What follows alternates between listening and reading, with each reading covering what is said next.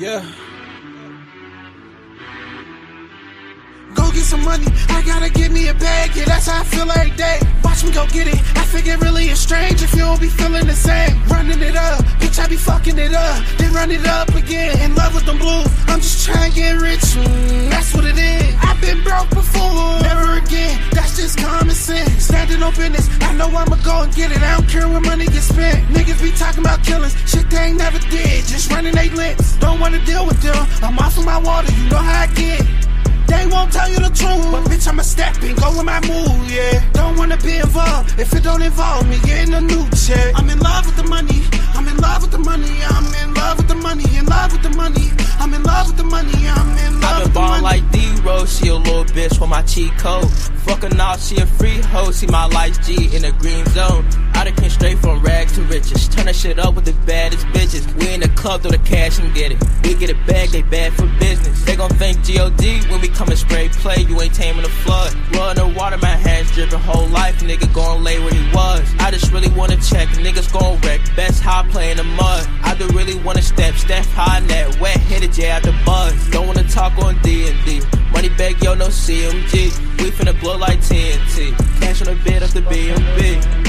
I'm in love with the money, I'm in love with the money, I'm in love with the money, in love with the money, I'm in love with the money, I'm in love with the money.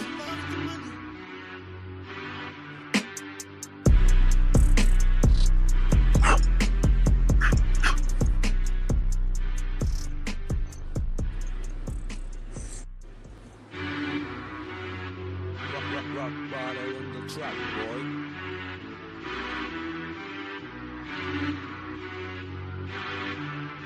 Yeah. Oh, I see we got a couple people in the building. All right. Go get some money, I gotta get me a bag, yeah, that's how I feel every day. Watch me go get it, I think it really is strange if you don't be feeling the same. Running it up, bitch, I be fucking it up, then run it up again. In love with them blues, I'm just trying to get rich, that's what it is. I've been broke before, never again, that's just common sense. Standing on business, I know I'ma go and get it, I don't care where money gets spent. Niggas be talking about killings, shit they ain't never did, just running they lips. Don't wanna deal with them, I'm off of my water, you know how I get. They won't tell you the truth, but bitch, I'ma step and go with my move, yeah. Don't wanna be involved if it don't involve me getting a new check. I'm in love with the money, I'm in love with the money, I'm in love with the money, in love with the money, I'm in love with the money, I'm in love with the money. I've been ballin' like D-Rose, she a little bitch with my cheat code.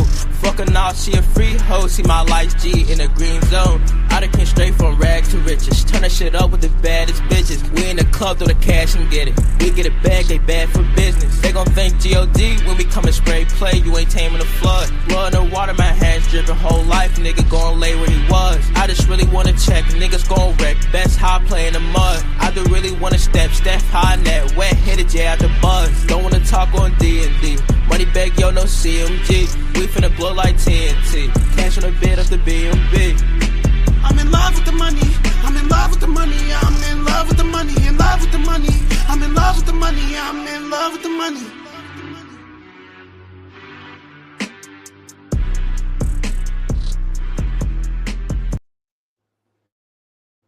What's going on, DJ? How you doing, bro? How you doing, bro? Yo, I got so many questions about rugby later on, bro. So stay tuned, man. We're gonna talk about that shit, nigga. You know how, nigga, it ain't just about boxing over here. I got so many questions. But anyway, what's going on with everybody checking out Punch Talk tonight, nigga, for another episode, because it's time to put this shit to rest, man. This number one pound for pound king debate. We all know who the pound for pound king really is, but they keep trying to crown other kings when there's been the regular king, the reigning king has not been dethroned. Never has been dethroned in the last fucking 6 years. Has not been dethroned, but they keep trying to put somebody up there on the king's throne. It doesn't make sense to me. And then every time they put somebody up on the king's throne, we find out he ain't even a prince. It makes no sense to me, bro. It really makes no sense to me. Now, one thing I will say, I'll honestly say, man, finally, like, you know what I mean? Really, like at least the boxers is getting tired of it. At least the boxers are keeping it 100 now. They used to hate too back in the day. Them motherfuckers were hating too. At least they finally saying when they asked them, who do you think the pound for pound number one fighter in the world is? 99.9% say who? Nigga, Terrence Crawford. Duh, we been knew that. Why everybody be surprised when they hear that, bro? Why do the media always look for somebody not black and not American to crown #1 pound for pound? This shit been happening a little too long, bro. I just made a video about this shit earlier. Why they keep doing that? It makes no sense. And nobody don't say, like, people bring it up, but people don't, like, call this shit out. Some niggas do. Some niggas do. Like, your boy over there, Dante's Boxing Nation, that nigga, shout out to you, bro. He calls this bullshit out all the time. You know what I mean? But he a little bit too much, like, he too much Black Lives Matter-y to me. Like, you know what I mean? No, fuck all that. I call out the biased bullshit when they say the best in the world ain't the best in the world, when he been the best in the world since, like, 2017. Like, for real. It makes no sense to me. I said this when they put Chocolatito #1. Huh? Hold up, man. Terrence Crawford been watching everything, bro. What are y'all talking about? Chocolatito? Oh, he earned this spot up there. How? How long he gonna last up there? What happened? What, 1-2 fights later? Not clean the fuck out. Clean the fuck out. Bring out the smelling soap. Oh, that's the #1 pound. That's the best fighter in the world right there? Him? Hold up. Okay. All right. Maybe I just made a mistake with that one. Maybe Chocolatito was a mistake, nigga, because I will never believe in a million years that nigga was ever #1 pound for pound. I don't give a fuck what he achieved, nigga. He wasn't #1. He wasn't the best fighter in the world. He wasn't. That's why he got slept 2 fights later. Slept. Yeah, they're #1 pound for pound fighter in the world when you fighting bums. But as soon as that competition went up, nigga, you got snoring, dreaming. That's how brutal that knockout was. Now, what are they calling Chocolatito today? An old, washed-up fighter. Whoa, hold up. Hit the brakes. Old and washed up? You seriously? Y'all gonna go with that now? That's the excuse y'all gonna run with? Because last time I checked, Chocolatito was the same age as Terrence Crawford, who is still currently the best fighter in the world. I gotta come with a better excuse than that. Why y'all pick him in the first place? Why? For what? Like, for real, it didn't make no sense. It ain't subjective, DJ. It shouldn't be subjective, and it shouldn't be opinionated when we know who the best is. Like, for real. It's a bias ass. It's just this biased bullshit. It's biased bullshit, and it's funny to watch when they pound for pound kings get exposed. You know, because I went down a line earlier in my video. I'm just doing it in more in-depth detail today. For real. Because first it was Chocolatito. It was Chocolatito first. And again, come on, man. He got his ass up and he never smelled the pound for pound list again. Never again. Never, ever again. When the last time, did you see him up there again after that? No, when the last big fight you seen this nigga in? He been getting cooked by everybody because, nigga, he wasn't what they said he was. He wasn't. Who was next? Oh, Lomachenko. Yeah, Lomachenko. Yeah, who came out, who was cooking motherfuckers old as hell in the Olympics, nigga, with way more experience than them motherfuckers beating the shit out of everybody. Nigga can't turn pro late as hell. Got crowned the best thing smoking since fried rice, nigga. And then lost to Salido, a fucking journeyman. He lost to a nigga with 6 losses. But he's the next thing smoking. All right. Maybe that was just a bad night. We'll just chalk that up to a bad night. All right, we're going to chalk that up to a bad night, even though he lost to Salido, a fucking bum. All right. We can chalk that up. All right. He started. All right, Loma go on a rampage after that. All right, Jorge Linares. Bam, flash knockdown. Maybe Lomachenko's chin ain't what we thought it was, nigga. He ended up taking away Linares' will and winning that fight, overwhelming him. Good shit. Way to show that you got a little bit of heart, Loma. But hold up, that's the best fighter in the world who just got dropped by a washed-up fighter? Because Linares was a shell of himself at that time. He just still had that vicious-ass right hand. All right, we'll just chalk that up then. Man, you just stuck your chin out there and you got caught slipping. All right. We'll give you the benefit of the doubt. All right. Then you lose to a 22-year-old Teofimo Lopez. Nobody had Teo winning. Nobody. Hold up. And this is a nigga, all right, and make that even more, make it more embarrassing, because you was super embarrassed after that. Super embarrassed. You start making excuses, rib hurt, blah, blah, blah. Yeah, hold up. Then he lost his first defense to George Kambosos, who went on to lose his first defense. This just made it look even worse. Like, ooh, hold up. So you lost to a nigga who didn't even get, who only defended it once. They still give him all this credit, nigga, and the nigga seem to forget the nigga lost his first defense. Like, I don't give that motherfucker the credit people give that credit to Teofimo Lopez. I'm going to Lenio, I don't give a fuck, nigga. You got lucky. You beat an overrated hype job ass nigga. You know what I mean? And then you got exposed for the hype job you was by another hype job. It's just hilarious to me. Like, for real. That's the pound for pound number one? I don't think so. At the same time, remember, he already been on his ass. Somebody already knocked him down, then he lost. Last time I checked, nobody ever put Terrence Crawford on the ground, and he's still a 0 on the loss column. But we ain't even gonna get to that yet. Who was next? Because Lomachenko was fucking wrong. That was another motherfucker old media put up on the top just to say that he was the man. Like, Lomachenko out of nowhere, nigga, no experience. He the best fighter in the world. Nigga, Crawford went undisputed. They give Lomachenko Fighter of the Year. Get the fuck out of here with that bullshit, nigga. Keep on hating, nigga. Why Crawford keep on kicking down the barriers y'all putting up? That's just 2. Who was after him? Canelo Alvarez. Oh, man. Only loss he got is Floyd Mayweather, man. That Floyd Mayweather loss looked good, man. Ain't nobody, in most niggas' eyes, you were still undefeated because Mayweather is the best fucking fighter of our era. All right, man. Everybody lost to that nigga. We ain't gonna hold that against you, Canelo. We'll give you the benefit of the doubt. So we'll put an asterisk next to that loss because nigga, you shouldn't even got in the ring with that nigga anyway. You was too young. You was too green. All the excuses was flying. All right, we'll give you the benefit of the doubt for that one. All right, best fighter in the world. Man, Terrence Crawford done been undisputed. Canelo ain't did none of this shit yet. Terrence Crawford have been fighter of the year. All right.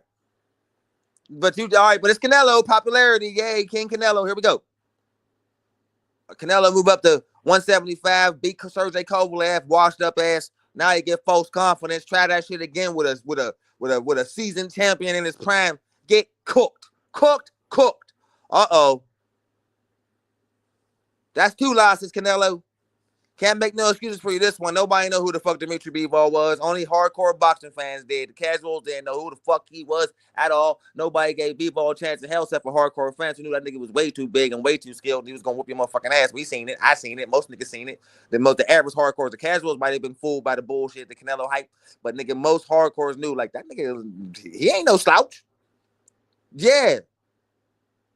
That's the fighter. That's the best fighter in the world. I can't tell. Like I said, nigga, Crawford ain't got no losses, nigga. You ain't never seen nobody whoop Crawford's ass like that. That's 2. That's 2 times we seen Canelo get beat the fuck up. And that first GGG fight, nigga, that Eros Larry Londa fight, oh, see, you got a lot of questionable wins. Crawford don't got none of those. No questionable wins, nigga. No shit where you be like, nah, he really lost that. Oh, no, that was, the judges had his back there. None of that shit. But you still the best fighter in the world just based on fucking popularity. Get the fuck out of here, nigga. All right, so who's after that? Now you're anyway. Right? That's the next nigga y'all crown number 1. About to tear that apart next, man. What'd you say, DJ?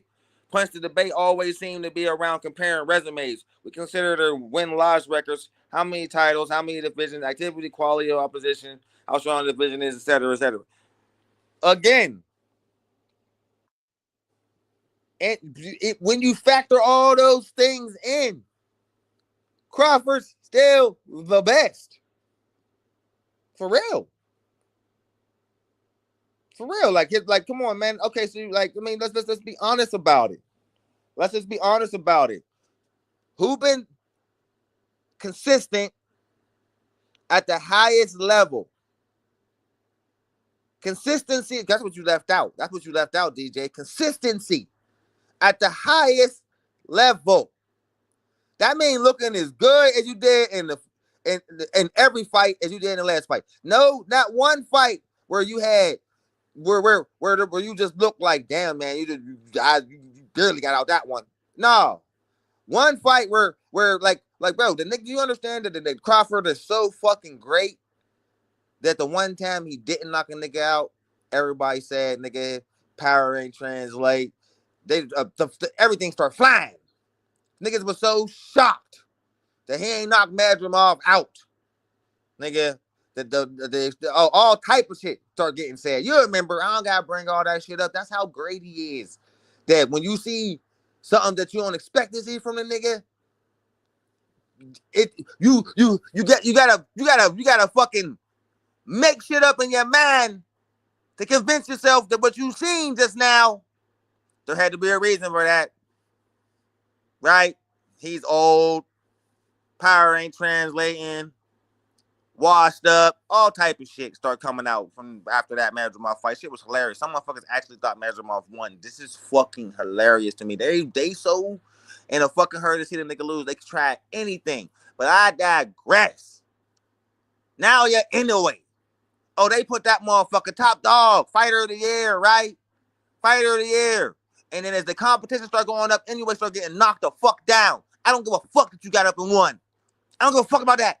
I know you hit the fucking canvas, nigga, in your last 2 fights. Both them niggas put you on your ass. And one nigga put you on your ass so solidly that we thought you wasn't going to get the fuck back up. Eventually, somebody going to keep your ass down. It's coming. And they all see it now. So now, anyway, ain't number 1 on the list. Because that pound for pound list that I put up on my fucking title, nigga, is the current pound for pound list. What happened to Usyk? What happened to Usyk being up there, bro? Because a lot of niggas say he's number 1 pound for pound. I ain't going to disagree with that, but at the same time, I will disagree with that because we seen Usyk on the ground, too. And I don't give a fuck what y'all say about the Daniel Ball shit. That was not in a nut shot. That wasn't no nut shot. That was a clean shot to the gut. That nigga was rolling around on the ground like a 10-year-old fucking girl. That nigga was in the worst pain of his life. Nigga, I ain't hearing it. You ain't never seen Crawford rolling around on the ground like that. Period. I'm serious. Like, Usyk's a great fighter. But I got him on record saying, I don't mind being number 2. Crawford's the best fighter in the world. This is 6 months ago. And he picked Crawford over Canelo, nigga. But people don't like to remember that. They disregard the shit when they hear the own nigga who y'all crown number 1. Y'all put this nigga at number 1, so even when he says that number 1, it's still like, no, yeah, he is. That shit makes no sense to me. It makes no sense to me at all. Like, for real. And that's why I make the videos I do make, bro, because these motherfuckers in media don't make no sense. And the casuals just hear these motherfuckers in media and they run with it. They don't even do no research. They just run with it. Like, but then when they niggas get floored, they say, oh, but he got up and won. But he got floored though. That means he could lose. That means one sooner or later, nigga, he ain't gonna get back up. You got them niggas like Tyson Fury who get knocked down all the time, but what happened to him? Eventually, he fucking lost.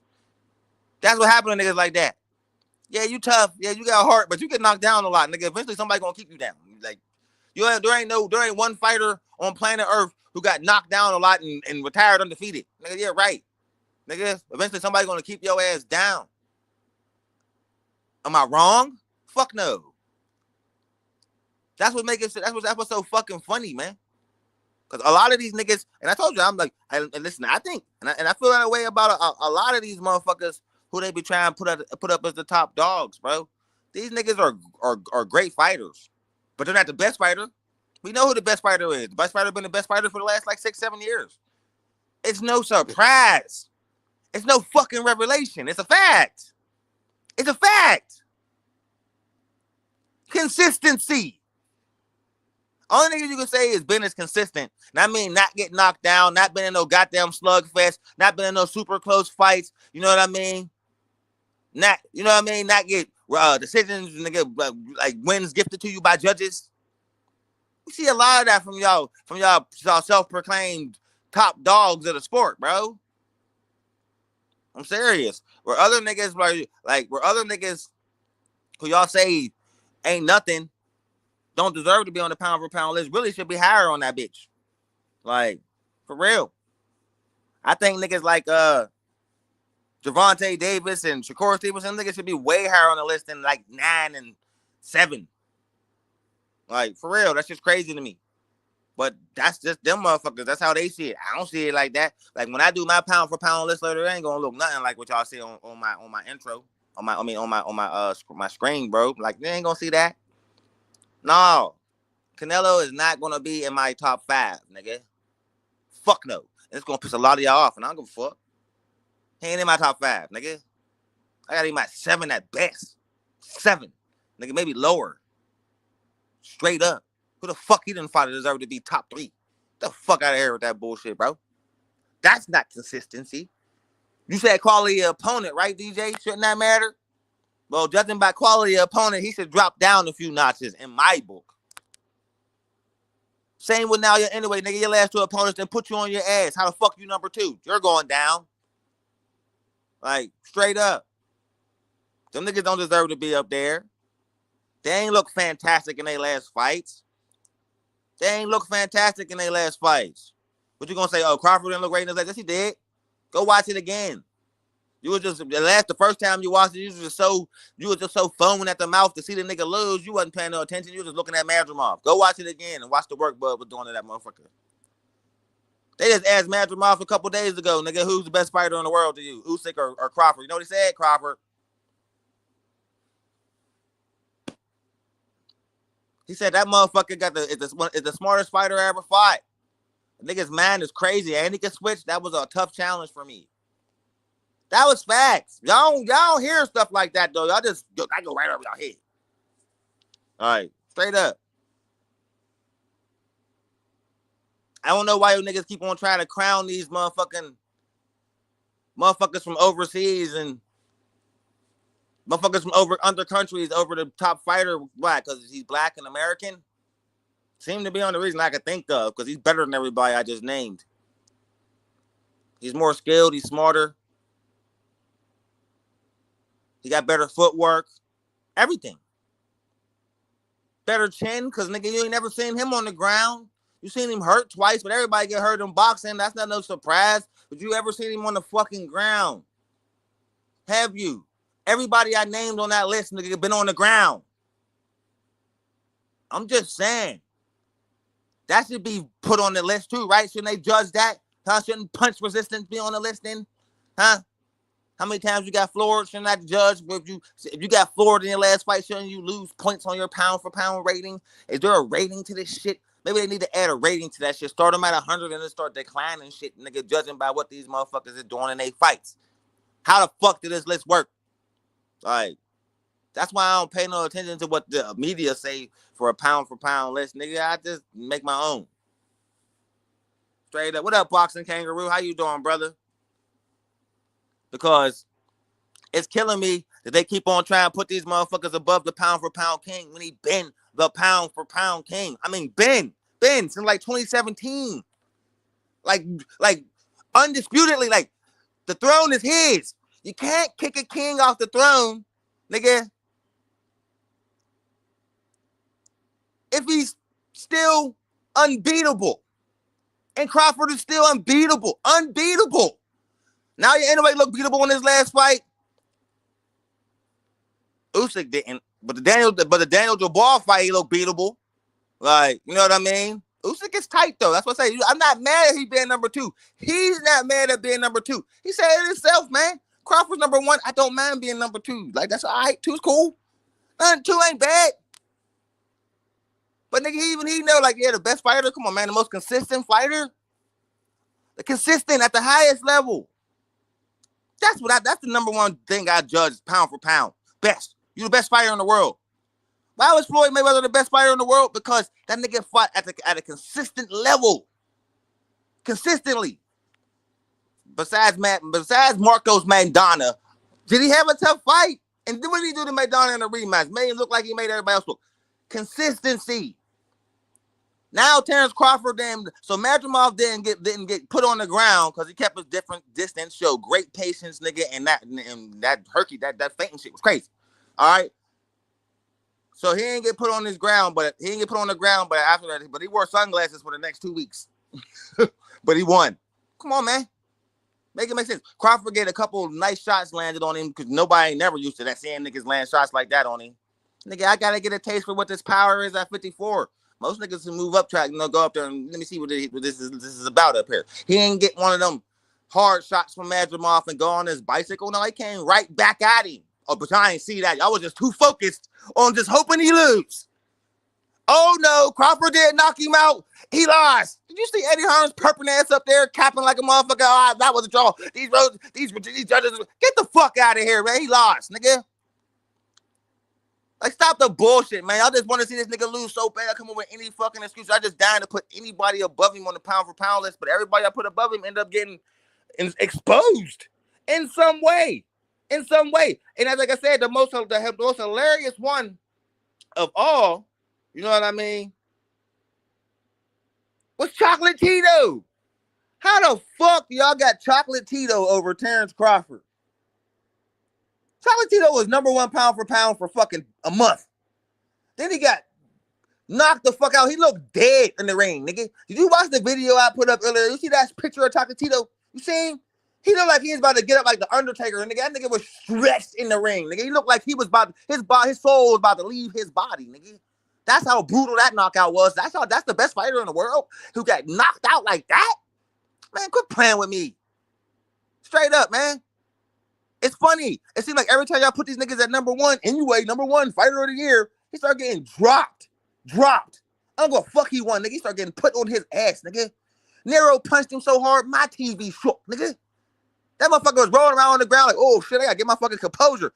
Like the last motherfucker he punched, knocked him down so fucking, hit him so fucking hard, nigga. He rolled around. You see his face? Like, damn, man, that's the second motherfucker that didn't put me on my ass like this, nigga.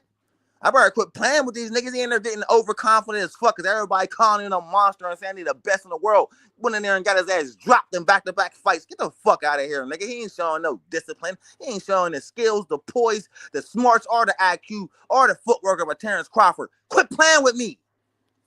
Like, straight up. Like, and that's why I'm here to expose these, man. Get the fuck out of here. Like I said, man, they might be 2, 3, maybe even 4, nigga, but none of these niggas is #1. Not even Usyk, bro. Because like I said, man, Daniel Brawl had that motherfucker rolling around on the ground like he had the worst shits in the world, boy. And it wasn't no nut shot, nigga. That was a clean body shot, nigga. It was just in Ukraine, nigga. And they said, oh, we ain't going out like that. We ain't going out like that in Ukraine. We ain't going out like that. Come on, man. We know how them communist ass fucking countries work. Quit playing with me. Like, yeah, they made sure, nigga, you fight Usyk in Ukraine, nigga, you're not beating him there. You're not beating him there. You gonna whoop his ass every round. You are not getting the victory. Straight up. We've seen that too many times in certain countries, nigga. I seen a couple motherfuckers go to other motherfuckers' countries, beat the shit out their hometown hero, and lose, nigga. Shout out to Jeff Horn. Facts, because he did that shit. Who was his next opponent? Terrence Crawford. Beat the fuck out of him. It was bad, too. Who was the #1 pound for pound pounder at that time? Wasn't that when they were trying to make Lomachenko the #1 pound for pound fighter? Wasn't that when they were trying to do that shit? Like, man, quit playing, bro.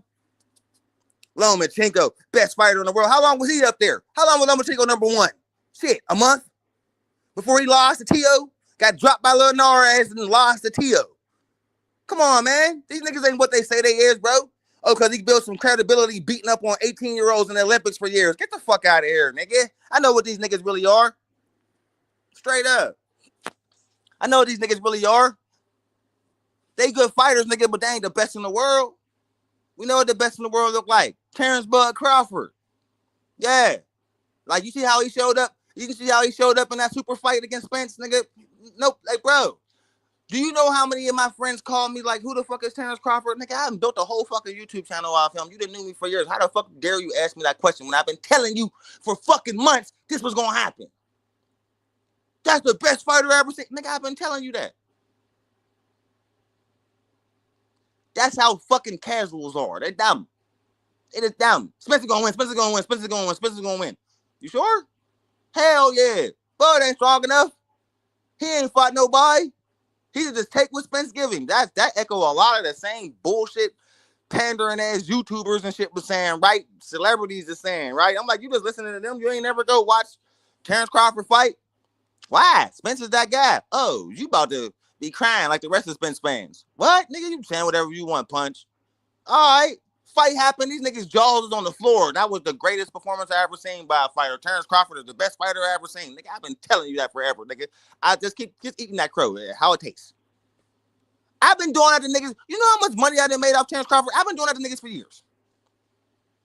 Because everybody listen to the media and not watch it and not pay attention to the fight. It's the dumbest shit in the world. Listen to the media, don't watch the fighter.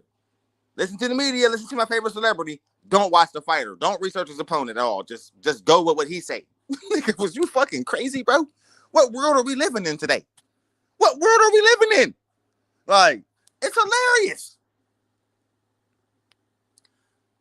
That's AO Boxing Kangaroo. That's because you're a smart man. And you're clearly not a casual, man. You got good boxing knowledge, so you wasn't a fucking idiot. Like, for real. Like, there's some motherfuckers, fighters I don't like. But if they match them up against a motherfucker, I'm like, man, I don't fucking like Devin Haney's character, nigga, but I bet on him against Probate. I knew he was going to be Regis. The only hard bet for me for Devin Haney was the Lomachenko one. I bet on both of them. I ain't know who was going to win. And that's what I do when I'm confused. Nigga, if I don't know who's going to win, I'll bet on both of them niggas. Fuck it. I ain't going to lose tonight. Yeah. I'm one of them type of motherfuckers, nigga. I'll go to the fucking Kentucky Derby and be scared to lose my money, so I'll bet on every fucking horse. Hey, I'm going to win. I might lose 5 times, but I'm going to win once, motherfucker. I'm happy. I'm one of them type of motherfuckers. That's how my mind works. Guaranteed winner. Feel me? Or shit as close to guaranteed as I can fucking possibly get. But the moral to the fucking story is Terrence Crawford's the best fighter in the world. People don't want to acknowledge it. And then when they come out and cook a motherfucker, they be like, well, fight him now. Well, fight him now. Well, fight him now. Not damn, that's a bad motherfucker, man. Maybe niggas should just leave him alone. Or maybe I should just give him the respect I deserve. If the Spence fight don't do that, how much more proof do you need? Like, go up to 75 and fight B-ball. What? Damn. So you want me to go commit suicide? So you're basically telling me jump off a building just to please you? Because you're so mad I cooked your favorite fighter. So go jump off a building because you mad. Because you feel some type of way I'm supposed to go jump off a building. That's what you're saying to me for real in so many words. You tell me to go fight a motherfucker that is the size of John Cena. And I'm 5'7", 5'8". Man, shut the fuck. Man, people stupid.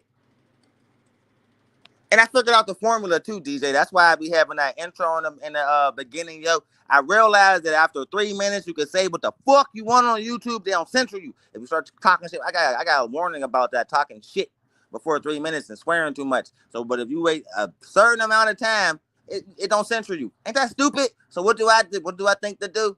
3-minute intro. Fuck y'all. Now I could be punching. I have to worry about getting fucking copyright struck. And you know, somebody reported my channel. Funny as hell, huh? I pissed somebody off. I don't give a fuck. Good. Nothing happened. No, I mean, those are easy to get rid of when somebody do that shit. What did I get reported for? What they report me? Some shit. It was hilarious. I was laughing. Hey, when niggas start reporting your page, man, you getting out there a little bit. That's what's up. Keep on reporting me, nigga. I hope I offended you. If I offended you, good. And I hope I'm offending you again right now. Straight up. That's my response to you reporting my page, whoever the fuck you are, you grimy little bastard. No, little fucking pricks like that do shit like that instead of facing you like a man. They want to report your channel for stupid shit. Like, and then waste YouTube's time to go look at the shit they report your channel for and be like, ain't none of that in here. What the fuck is he talking about? That's what happened. Like, me, Punch, who got like fucking, what I got? What I be getting? 10 viewers tops ever. My biggest stream had 25 viewers, nigga, and I was doing the Katie Taylor, nigga, Amanda Serrano fighting, and that was everybody's live streams was going crazy that day. Nigga, my normal average of people is 4 motherfuckers, and nigga report me. That's hilarious. I hope they don't tell you who it is. I mean, but I wish they would tell you who it is so I could just scream your name and say fuck you. Like so and so and so, fuck you, and fuck you again. So that's just me saying that to you without actually knowing who you are. Because I know you're listening. Whoever reported me, you're definitely listening because you're mad I'm live right now. You tried to get my channel took down, nigga. I forgot to tell y'all that in the group chat.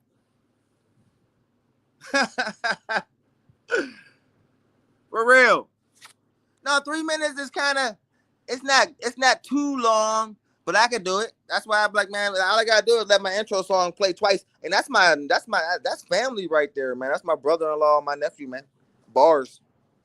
About to get some new shit from them niggas too, man. But you know what? Back to the subject. But I figured I'd talk about, yeah, somebody tried to get my channel like copyright struck and shit. Try to get like a strike on my channel. That's funny. I ain't even monetized. Niggas trying to strike me. Damn. What are you affecting? You're not affecting nothing. Like, all I'm gonna do is just start another channel. If I do get struck, just gonna start another one. Like, I don't care. I'm still gonna build up a little tiny fan base, man. I don't need a gigantic fan base. If I had a gigantic fan base, that would be fun. Like, but it would get annoying, I think. Like, cause I don't like trolls. See, if I had a big fan base, I'll just be battling with trolls the whole time. I wouldn't be able to enjoy my content. Like, you know what I mean? I ain't like my other homies you be seeing up here on the panel, bro. You can't come in here fucking with me because I'll crash out on you. And you know one thing else I noticed about this weird YouTube shit? Say I go live on my regular YouTube channel, not on StreamYard. Only time I go on StreamYard, that's if niggas want to come up and talk. But lately, niggas ain't been coming up. It's cool. I don't even matter. When I go on live on my regular YouTube, all type of different people pop into my chat, bro. It's the weirdest shit in the world.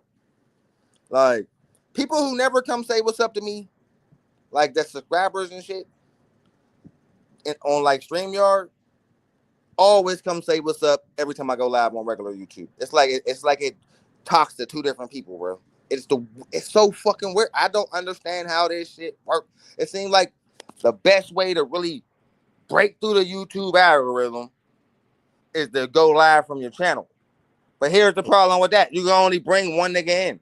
You can't pop up a link and have all your niggas up on the panel like how you could do on StreamYard. That's the problem with YouTube, which is funny that you can't do that on there because they should be mad that shit like StreamYard and shit is all like breaking into their system and shit and giving motherfuckers the ability to do shit they can't do. That is weird. And that's why I hope nothing I ever do go viral. I don't want to be YouTube famous. I would not enjoy it at all.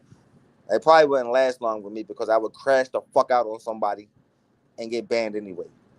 Like, I would get completely disrespectful because you see motherfuckers is already reporting my channel and I got 800 subscribers. Imagine if I had 10,000. Oh, I'll offend people every day. Like, I don't know how.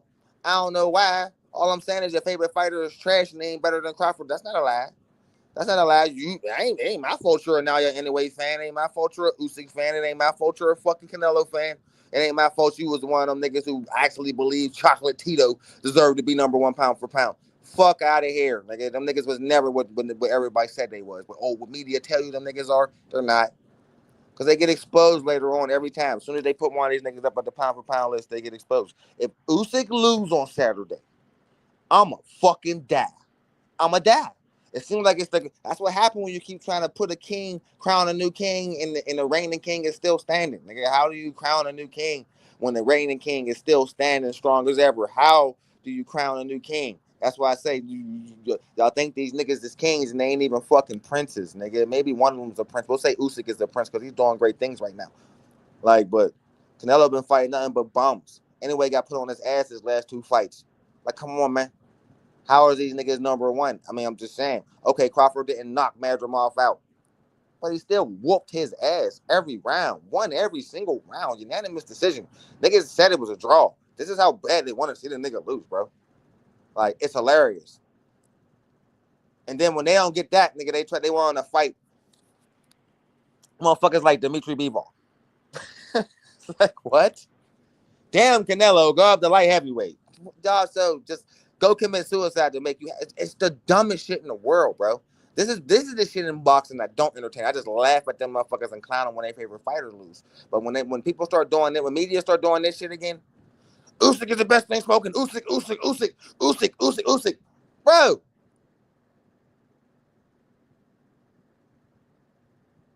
Usyk then fought Anthony Joshua's top twice, who's been an overrated hype job. Daniel Dubois, who really beat his ass, and then Tyson Fury, who came in with. We got the fat, unmotivated version of Tyson Fury. Now we got the motivated version of Tyson Fury. He beat this version of Tyson Fury. I'm like, all right, so this looks like this is gonna be that Wilder Fury 2 version of this nigga. Not to try to box with Usyk, but to lay on his ass and bully him and tire him out. That's what he gonna do, or at least try. That's my, you know what I mean, theory on that shit. But one thing I do know is that if Usyk fucking lose, bro, that's what the fuck y'all get, man. That's what y'all get, man, for trying to put a king on the throne that already occupied by a king. It's stupid. And clearly nobody can't usurp it, because every time your nigga try to put a nigga up there, he get exposed. Every time. Leave the king alone. 2, 3, 4, and 5 is open. Debate from there, because 1 is locked up. It been locked up. This is not really up for debate. I don't even know why we talking about this. It's time to end it. It's time to just really lay out all the facts, man. What makes these motherfuckers over their last couple of fights? We'll say their last 5 fights. Everybody who y'all got at number 1 out of their last 5 fights. Nigga, fuck Chocolatito. We shouldn't even say his name no more. We'll say Lomachenko, Canelo, Inoue, Usyk. Last 5 fights. Who looked the most consistent? That ain't hard if you watch boxing. You shouldn't have to think about it. You already know. I shouldn't have to tell you. You're waiting for me to tell you, nigga, I ain't, because you should know. You should know. What did Crawford do leading into the Madrimov fight? He did what casuals love, but they still hate him. It's the funniest shit in the world. What do casuals love more than anything? Why is Tank so popular? Why is he so casual friendly? Why? Why is he so casual friendly? Because he knocked everybody the fuck out. What did Crawford do at 47? Thank you. But they hated him. They hated him. They couldn't stand him. They was dying for him to lose. That's why I'm anti-casual. Fuck them. They don't know boxing. They're dumb. They listen to their favorite fucking celebrity and shit. The celebrity, oh yeah, nigga, you know, some YouTuber, some podcaster told them that's my favorite fighter. Follow him. Fuck Terrence Crawford. And they all just said, okay, yeah, fuck Terrence Crawford. Yeah, on Twitter. There's a Twitter following. Niggas with Twitter followings and shit. You know what I mean? Motherfuckers who ain't threw a punch a day in their life. Fuck him. He's the man. Oh, yeah. Spence 5 years, nigga. Arguing with Spence fans. Oh, I mean, you want to talk about outnumbered, nigga? Imagine being one nigga arguing with 30. And them 30 niggas is all against you, nigga. Imagine that. Imagine every time it's like that. One nigga versus 30. Every time. That's what it was like going up against Spence fans, bro. That's what it was like. You gotta remember, man, I'm a nigga who built this channel on Terrence Crawford. Built my channel on Terrence Crawford. You know what it was like going up against? It was like arguing with 50 people at one time. No convincing them. None. Zero convincing them. Zero convincing them that Errol Spence got a very basic style. Zero convincing them that Errol Spence is not as strong as everybody think him up. Zero convincing them, nigga, that Errol Spence can't fight backing up. They didn't want to hear it, nigga. Spence over Crawford, they gonna whoop his ass. All right. You know Crawford got a big toolbox filled with a lot of different tools, right? What that mean? Oh, yeah. I don't know why I'm having this conversation with you. That's what it's like. And then when he got cooked, motherfuckers was crying. They were crying, bro. Listen, man. Roy Jones is my favorite fighter in the world, nigga. All time. Love this nigga. Argue with everybody about him. Was pissed when Tarver beat him. Not one tear came out of my eyes, nigga. Oh, my feelings was hurt. Oh, I was pissed off. Did I shed a tear? Fuck no, nigga. The only sport I ever shed a tear over was football when my Steelers lost in the AFC Championship 3 straight times, nigga. That hurt, nigga. But the next year we got to the Super Bowl after the 3rd time. That's the one time I ever shed a tear over sports, nigga. Sick. It's just, you keep getting that close and losing. Horrible, nigga. yeah, that's when I realized, like, damn, maybe this shit do get to me. But boxing, that never happened to me. I can watch a nigga get his ass whooped and not feel no pain at all, nigga. If Terrence Crawford lose, nigga, I'll be pissed. I'm not shedding a tear for no man. Sorry. Can't do it. Can't do it. You know what I mean? Will I be emotional? Yeah. But like fury. It'll be fury. Like outrage, nigga. I won't cry. I won't whine. I'll rage. You know what I mean? I'll start throwing shit and breaking shit like when the Steelers lose. Like raging. Nigga, and not crying. There's a total difference. Like, you feel me? 913, what up, my nigga? EJ, what's going on, dog? Punch, you're going to give yourself a stomach ulcer, pal. Why you say that? You just get so I'm wound calm. up. I'm calm, bro. I just got an aggressive voice, bro. But my demeanor is extremely calm right now. Just passion. I just have a very passionate demeanor, bro. Like, you know what I mean? And this is a debate that I've been having with niggas and casuals online, on Twitter, on Facebook, in boxing groups. This is the fucking argument I keep having with people. And I keep throwing these things out. But the niggas don't want to hear it, man. So it's like, you know what? You got to kind of start hitting these niggas with, like, pure 100% facts, bro. And in the video I made earlier, and what I'm saying now, bro, tell me I'm lying. I'm not lying. Crawford has been the most consistent fighter of the last 7 years. The best fighter, the most skilled, nigga. You know what I mean? I don't mind that. I don't mind that statement. And right? I think the most consistent fighter, I'm talking about looking as good as you did in this fight as you did in that fight. Consistently. Who has done that better over the last 7 fucking years? Who has done that better than Terrence Crawford? Consistent. Nobody.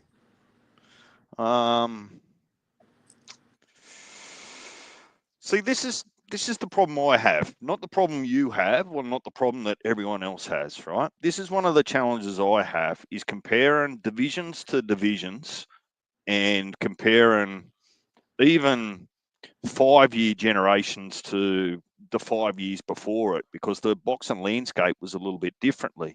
And it actually doesn't take that long. I call it 5 years, call it 2 years, and the depth of a division can change, like the strength of it. So you could argue, and then this is just to actually give you a bit of a point that I'm trying to make. You could argue that when Mel Charlo cleaned up the 54 division, it wasn't as strong as it is now. What up, Slick? Right? G'day, Slick. So my challenge is when you look back, you are 7 years, right? And I watched the landscape of each of those divisions change. Like, I'd argue maybe the 147 division, while Bud was there, was stronger than what it is now. Yeah. Right? But also can't go and say, well, Bud's biggest win was over Spence, and then turn around and say, well, Spence was one-dimensional and shit anyway. Bud's biggest win wasn't Spence. Bud's biggest win was you could say 2. You could say, because nobody know who he was, Prescott or Gamboa. Those are his biggest wins, because those are the wins that put the nigga on the map. Spence, we knew that was gonna happen to him. That wasn't no surprise. The only people that were surprised was casuals and Errol Spence fans. But it's real hardcore niggas knew what time it was. Like, what I'm saying is, you can't say was like to be considered top 5 nigga in the 7 years, nigga. You lost. Yeah, you went on to become undisputed, but you lost. Like, for real. And you got knocked down a couple times. If you get knocked down, that should affect. You know how the football got something called a QB rating. It started at 100, nigga. And they subtract shit by how you play.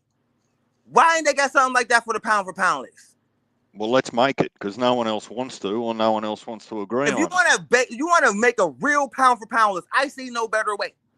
And then take all the criteria we talking about and use that, nigga, to scale them down. I agree. I guarantee you the motherfuckers in the top 5 won't be there.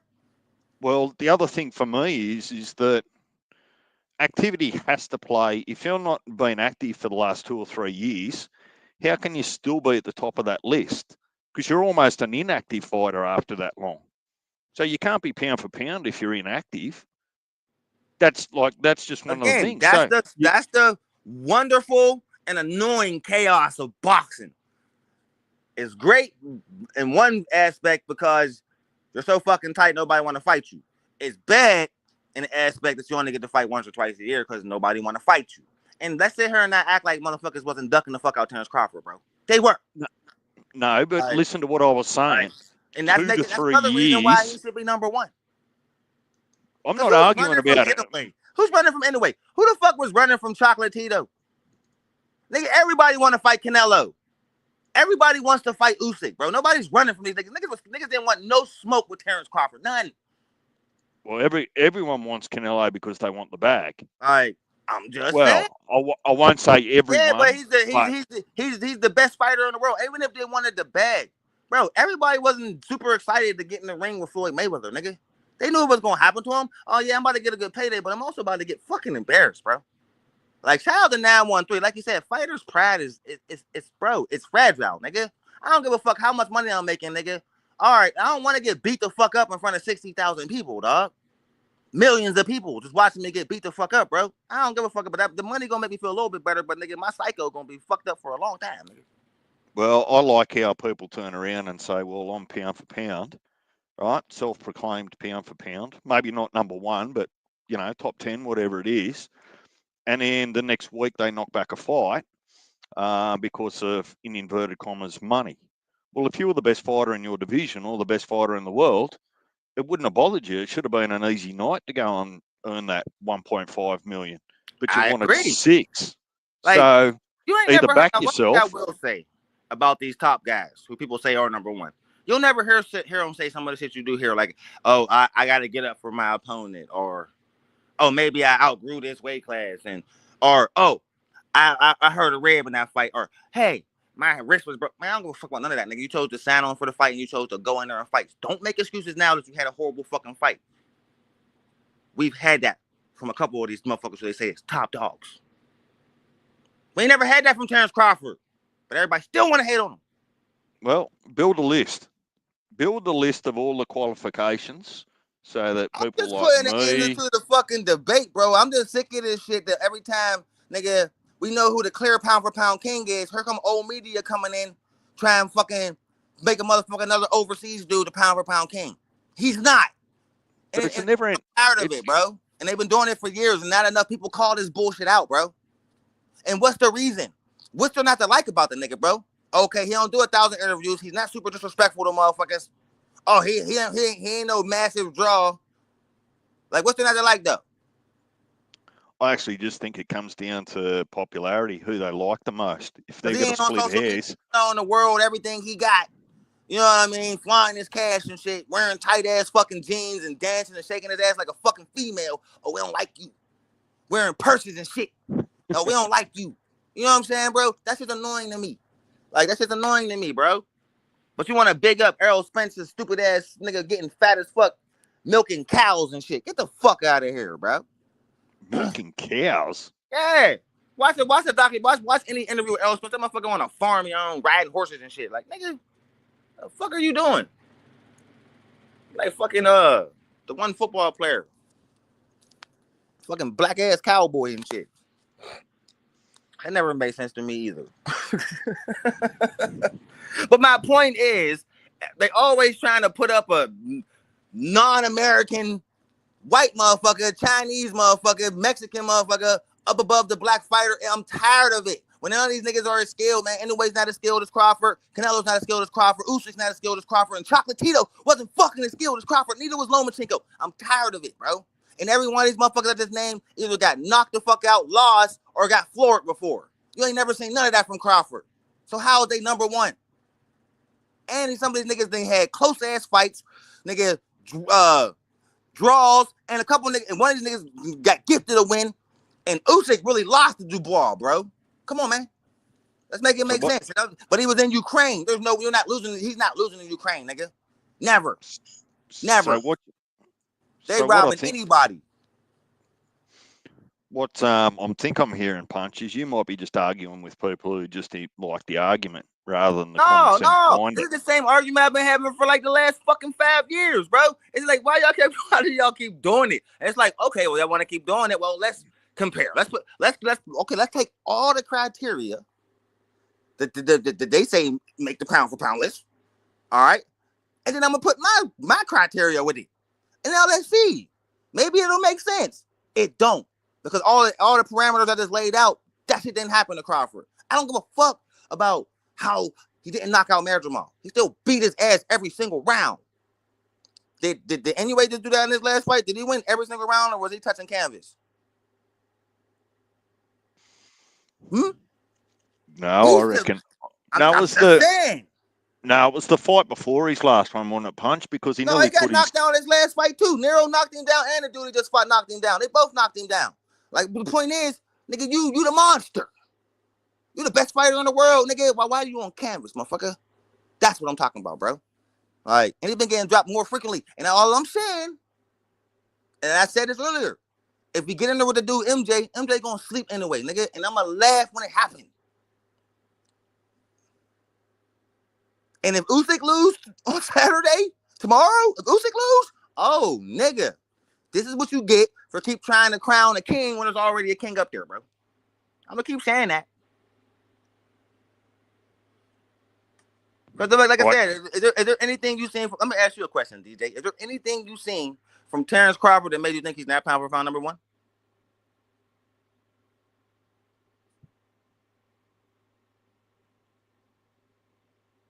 That's a hard fucking question, ain't it? Exactly. Well, it wouldn't really matter what I say because you've only got to look at the record, right? There's still no losses on his record. But in saying that, even if there was a loss on the excuse me, Deej, and Punch, you had me backstage for about 3 or 4 hours, my nigga. My bad, bro, because I got my phone on my little ring light thing, so I ain't see it. So I'm like, what the fuck? And my bad, dog. And I don't got headphones on, like flicking them so they can hear that little ding. So yeah, I'm on the iPhone too, bro. So yeah, my bad, bro. But you know what though, Punch? Actually, and I hear you knocking Deej. Deej is kind of cooking, bro. Because get this. I understand what you're saying, and that's cool and dandy, but it's two things that play a part with Crawford. One of them is inactivity, and another one is fights. And let me give you an example. I'm never going to knock Crawford, but remember I said that a fighter is only as good as his opportunities. Crawford has morphed into a once-a-year fighter. That's not good. That's meanwhile, guess what? But so has Usyk, though. But get this, though. He just fought. He just fought Fury. Like, he fought twice in this calendar year. He fought and then look at this, though. Look at this, though. Listen to this, though, Punch. Punch. Perception is a motherfucker. And what I mean by that is this. Look at Canelo. Canelo is out hustling everybody. That's why he is the guy that's on top. Because perception is a motherfucker. Guess what? He beat Morrell. And before the ink was dry on that contract, he was already in the motherfucking ring with Belanga. Perception. He's getting fights. Canelo is out hustling a lot of motherfuckers. That was John Ryder before Belanga. Well, I'm just saying, though. No, John Ryder, Morrell, Belanga. Bro, it was Munguia before Belanga. Munguia. Yeah. But think about it, bro. Yeah, he always fight on them 2 consistent dates every year. But he's out hustling everybody. When you only, bro, we seen Tank, last year?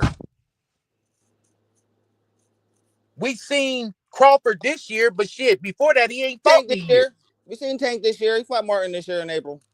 Yeah, but it's late winter. Like, bro, we should have already had a second fight. PBC fucked up the date. That's on that. Exactly, but we dealing with. Can y'all hear me? Because I'm like, yeah, I hear you, bro. You're loud. I'm sitting in the parking lot at the grocery store. My wife just came out with groceries and shit. Nah, you're good. Yeah, just stay away from that. Stay away from that acorn tree, right? But no, seriously though, fellas, that's all perception. That's why Canelo looks like he's the man, because he's out hustling motherfuckers. Who's more active in today's boxing landscape than Canelo? Answer that. I The mean, young if you look at the contenders. Buck, none of the top guys is really active. They can't pay these niggas, it seems. Yeah, bro, but nobody's as active as him. But Out of all the top, Canelo fight out of Cinco all de the top Mayo guys, and Mexican Independence Day. That's he fight six, twice a year. That's not super active. bro. But guess what? He's more active than Look at Earl Spence. He's a top fighter. You ain't seen this motherfucker in 2 years. We ain't seen him in 2 years, but nah, from the perspective of a boxer, don't you need to heal your psyche? I think that was a good move for my man. Yeah, you need to heal your psyche and shit. But bro, you got to get out there and get active too. It ain't nothing to it but to do it. I Bro, agree. I think they should have got to tune up and then the be fighting impression 1-4. that I get out of a lot of them fighters is this: they're just lazy as fuck. They don't want to fight. Fighting has never been their niche. It's just a way to make money. That's why they concentrating on the dollar factor. Tank is telling you that. It's all about the motherfucking do-re-mi. Oh, It's not about the accolades. we That's know who how the all man them. that shit. That's how all them PBC guys was. And just think about what the question Heavy asked me, bro. I was trying to get a motherfucking ounce, nigga, when I fought, and get up off a motherfucking 8-ball, bro. I'm keeping it a buck. I didn't give a fuck about no wanting to be all the way to the top. I just trying to get paid, bro. I hear you, I Doc. had kids. Fuck You know what I'm saying? yeah. A nigga was down bad. A nigga wanted to pimp like a motherfucker. Had money issues. I had to do what the fuck I had to do. Just keeping it above. So, fighting was a vehicle to get me my leg up. Damn, I get a fight, man. Shit. You know what I'm saying? I could put this down payment on this car. Because this motherfucking Toyota nigga was driving at that particular time was a piece of shit. You feel me? That's all it was. It was like an ATM, and that's how these guys is treating it. They don't give a fuck, bro. Canelo is out hustling the whole boxing world. Trust me. He is. He make him Perhaps. pay. Listen, bro. He is by far the highest paid fighter, bro. Because he's out hustling them. By He got far. more Nigga. hustle I'm talking about the second nigga ain't even close, bro. Well, hang on, but there's simple maths behind that. Canelo's had twice as long to build his fan base than most other top fighters that are still Well, in the that's game. true. By the time Canelo was 25, Canelo's he had had 36 20 fights. years to build his fan base, where a Tank's only had 9. So Yeah, that is a Canelo point. had a lot of fights by the time he was 25, bro. A lot. It's kind of crazy how many fights he had, yo. For real. But well, man, some of the us, dude's up to like 65. but he had some motherfuckers on his record though that was like 6-35. They do. We went back and looked at Canelo's resume. Canelo represents the. Go ahead, Nan. Canelo represents the tail end. He represents the tail end of that Mayweather way of thinking. You know what I'm saying? Yeah. And to speak to y'all hear me? And Yeah, to speak bro. to what you said, Deeds, because Deeds brought up some excellent motherfucking points. 147 ain't shit now, right? But you know why? It's because they won't make it shit.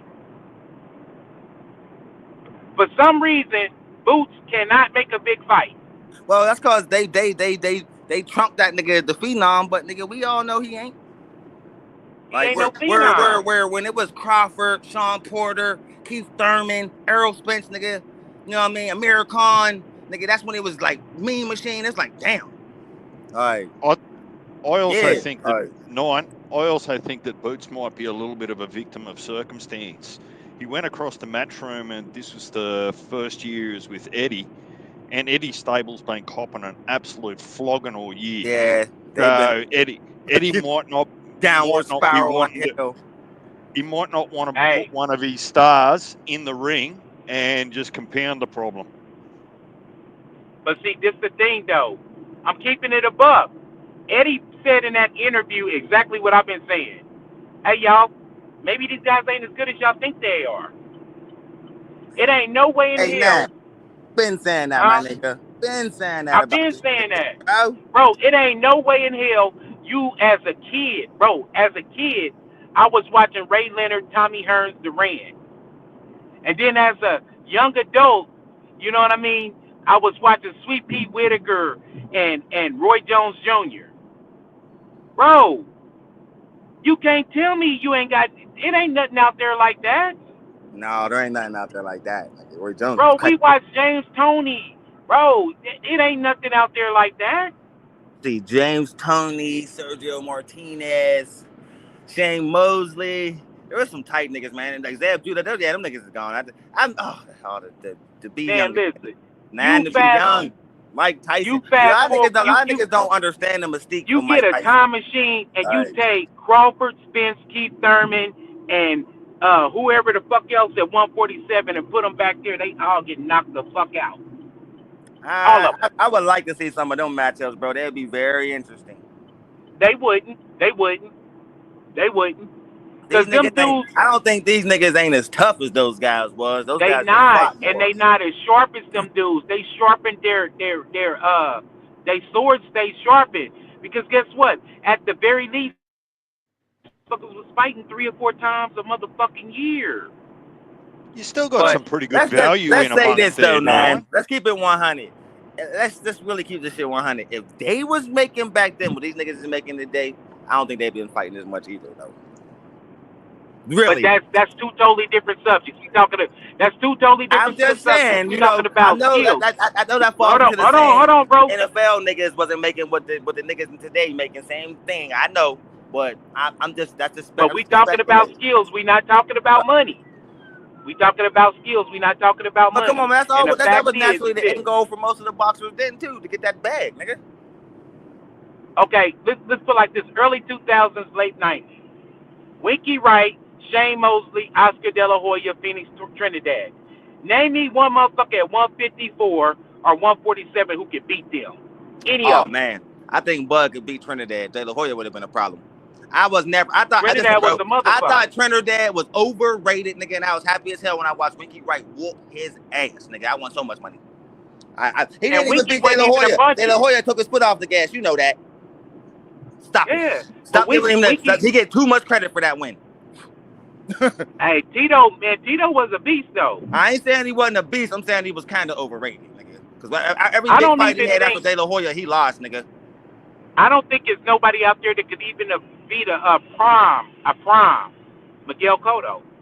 Miguel Cotto was a beast too. Like he would go to 140. Because remember, like, he started at 140. Margarito ruined him, bro. So we never really got to see what Cotto could have been, bro. Like cheating. I'm talking about the Cotto that knocked out Zab Judah. Like that's what I'm saying. He was headed down the path of being that guy, and then that shit happened with Margarito, and he was really never the same. Like, you know what I'm talking about, like how he was before. If you look at Cotto before that fight and how he fought after that fight, bro, he was way more apprehensive after that, bro. And good reason. Who at 160, bro? Who at 160, right? To 175 to cruiserweight could beat James Toney, Roy Jones, and motherfucking Bernard Hopkins. Mr. Hopkins. None of them. We don't have the same shit out here. Yeah, Bernard Hopkins, the cook, better be, bro. think about it like this. When we had Roy Jones at 160, bro, we be like, Andre Ward, man. I think Andre Ward would have beat any of their asses too, though, bro. Yeah. He was the last American gold medalist.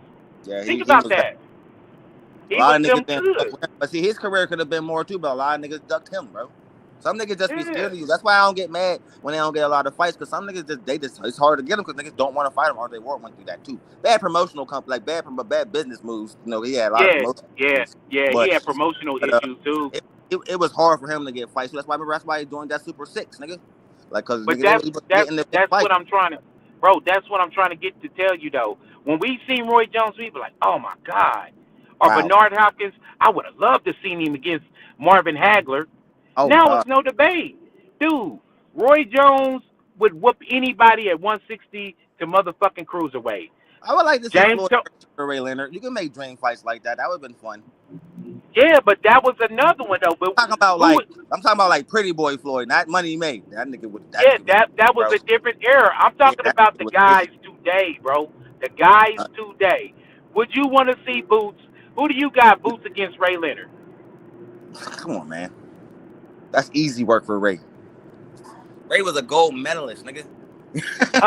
Who do you got? Devin Haney versus Chavez.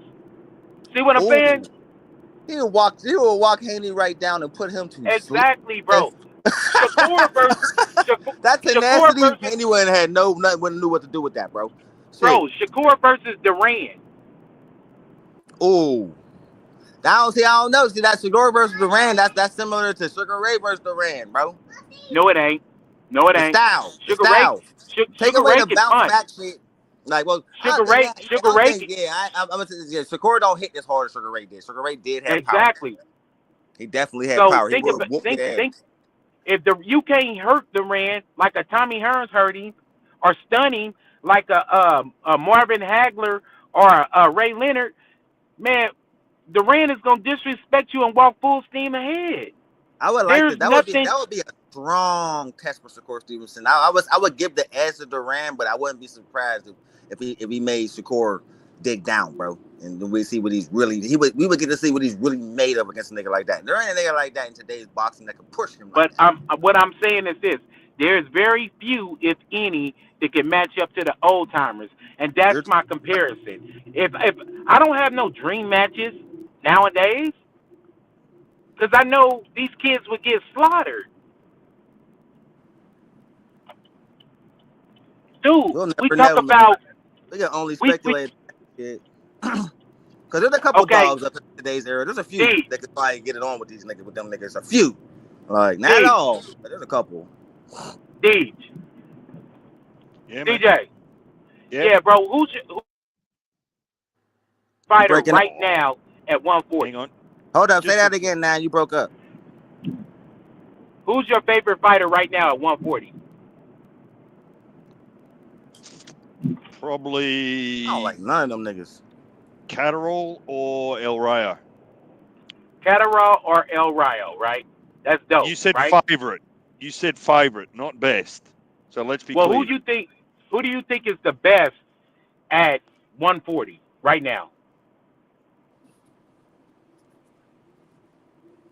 If we get the best version of him, probably Tio. Tio, right? Do you think Tio can beat Chop Corley, Costa Zoo, and Zab Judah? Can't talk to Chop, but he definitely can't beat the other two. See what I'm saying? It ain't nothing out here, bro. It ain't nothing out here. I think Tio ain't been shit at 140. I think all them niggas up there got a chance against him. Yeah, remember I said they're the best version of him. Bro, he only looked good against Taylor, man. He looked like shit against everybody else, bro. I'm not convinced. I'm not. But look who I'm comparing him to, though, Punch. That's the point I'm trying to make, right? I got asked, who do I think's probably the best at their best?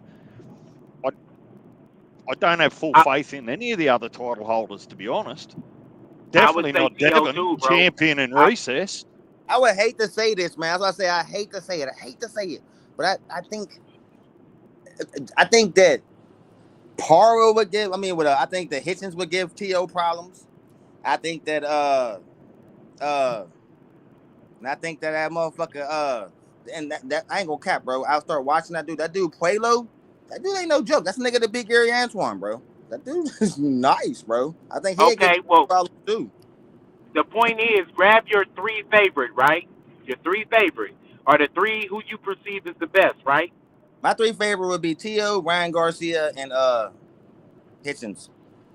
Okay, now let's put them in the time machine, and they lined up right at 140, like back in the day, and they gonna fight Costa Zoo, right? They gonna fight Chop Corley, and they gonna fight Zab Judah at 140. Yeah, they can't beat none of them. They can't. They can't beat none of them. I ain't gonna cap, my nigga. You right. Well, that's why I say these guys maybe Chop, bro. Like Zab might be. Maybe Zab might be Chop, but the other two, hell no. Well, Zab might be a little bit susceptible. And it depends on the version of Zab you get, bro. Because Zab wasn't always focused, but when he was a bad motherfucker. See what I'm saying? The Zab that beat Corey Spinks in St. Louis and only took $5,000. You feel me? That's Zab. Yeah. I don't even think some of these guys can fuck with Mayorga. Oh, see, look, this is the thing about I liked it, his swag, but he was super easy to tire out. Because that nigga, remember how he trained? Hey, DJ, you know who Ricardo Mayorga was, DJ? No. That was Well, the guy. I know the name, but I don't know his that record was the or guy. his He went. Listen, I don't think there was a YouTube back then, but there should have been. If there was, he would have went viral. That's the guy that was trained smoking cigarettes. Yeah. He'd be hitting the heavy bag and doing his pad work, smoking the squad, bro. It was crazy. Like, Yeah, and then came out and became champion. Yeah, he's exercising his lungs punch. I don't. Yeah, he slapped Shane Mosley's wife on the ass. He slapped Shane Mosley's wife's ass. He talked the most shit about De La Hoya, bro. Oh yeah, he slapped Shane Mosley's wife's ass on a press conference, bro. He was wild. See that stuff like that, bro. You take it beyond fighting now. But I guess where all this started, though, was I have trouble when you go say, well, when you ask me over the last 7 years, I reckon the boxing landscape's changed so much over the last 7 years that you're no longer comparing apples to apples, and I'm talking about exactly the guys who they didn't had number one over the last 7 years over Crawford or trying to put up there. Yeah, but part of it's just a love in from Crawford been the most consistent of all those guys, man. And you ain't seeing Crawford on the ground, and you ain't seeing Crawford nigga have no close fights, and you ain't seeing Crawford come close to losing. You're seeing all these niggas either put on the ground, lose, or come extremely close to it, bro. All of them. But he's gonna do that against these guys because these guys ain't all that. That's all I'm trying to say. Like, bro, when they put Chocolatito number one over Crawford, it pissed me off. When they put Lomachenko number one over Crawford, it pissed me off. When they put Canelo over Crawford when he had just the Mayweather loss, remember? It pissed me off. Because you can rock with that Mayweather loss. All right, nigga, Mayweather's tight, nigga. We'll give you that. Nobody beat that nigga. Okay. But when Bevo cooked him, nigga, that's a real loss. Nigga, Crawford ain't got no losses. That's understandable, though. Because Daniel Dubois really beat Usyk, bro. Was that a low blow, 9? It was a nut shot. But see, that nut shot, 9? But that was in Ukraine, nigga. He could have lost every round. He's not losing in Ukraine, 9. They're gonna rob everybody who fight Usyk in Ukraine. Keep it 100, nigga. Crawford walked the path of a Mike Tyson. He did. Bro, like he beat all the older incumbent champions. He beat motherfuckers like the Muslim brother, Amir Khan. He beat Kell Brook. He beat all these guys, Hank Lundy. He beat all the guys that was like popping like the generation before him. You feel me? So that's what makes his win solid. He beat everybody that he could beat. Everybody, you know what I mean? Yeah. I mean, the only thing is you know how the boxing public is. The moment Crawford beat him, them guys wasn't shit. And it was a lot of maybe he wasn't as good as we thought he was. No, Crawford just goddamn good, bro. Like they didn't believe that till Spence. That's when they really understood. Like, oh, maybe this nigga remember motherfuckers was saying, yeah, man, if he want to fight Spence, he need to fight Kell Brook first. He need to fight Kell Brook. And he ended up knocking Kell Brook out with the same power jab that he dropped Spence with. You know what it was for me? What's that, bro? It was the commentary and the vision in the corner when they told Bud he's down. He gets up and just goes and knocks Sean Porter out. I went, wow. That's crazy. Have you just been playing with your food? Like, that's... That's when you really seen what he really was made of. Like, damn.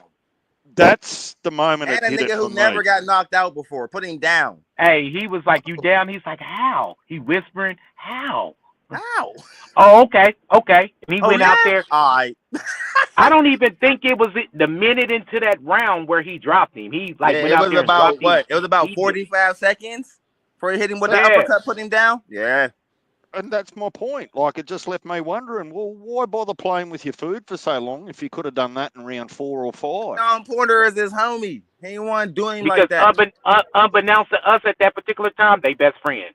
We didn't know That's that. his nigga. Yeah, if that wasn't easy, bro. You know what I mean? Like, damn. I got win, Best Sean. friends, I bro. got win, bro. But damn. Nine, you'd knock me out for us both to get a good bag, wouldn't you? And then we'd just go to the pub.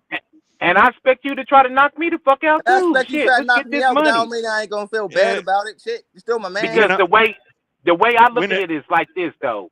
If you was like the A side and you had a lot of money, and I'm your friend, and you signed to fight with me, and I got like a cool $5 million off of fighting you.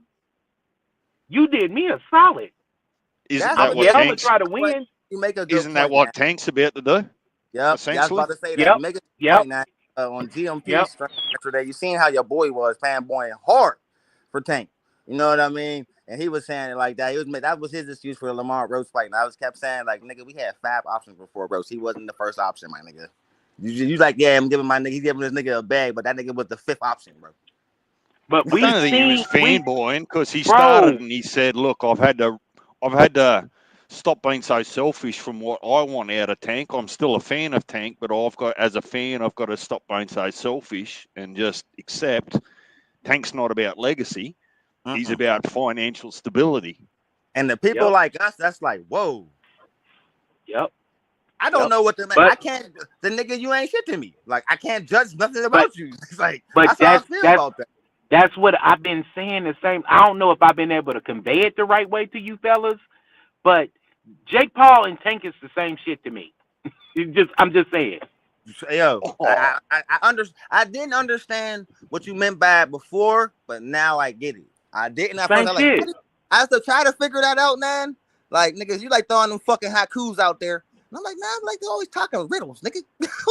And then, nigga, I figured it out just now when you said it. Like, I'm a Pisces, man. That's how I talk, bro.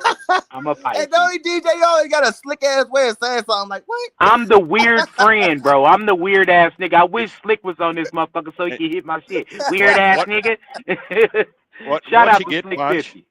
What you get, Punch, is you don't get it in black and white from 9. What you do is you get it as suggestive. I'm going to suggest something to you, DJ, and I'm going to let you work it out for yourself.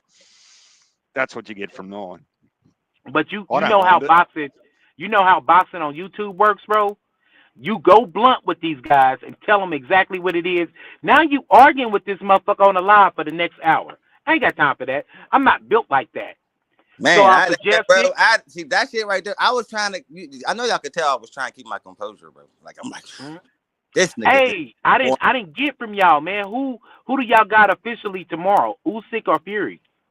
Bro, listen. By the body language, Fury look ready, my nigga. I think we about to get us a trilogy, dog. Well, the other part of that is that Fury's come in a fitter 60 pounds heavier. Did you see that, DJ? That stuck out to you, didn't I? Remember I said that to you a couple of weeks back? Like, Fury's in shape.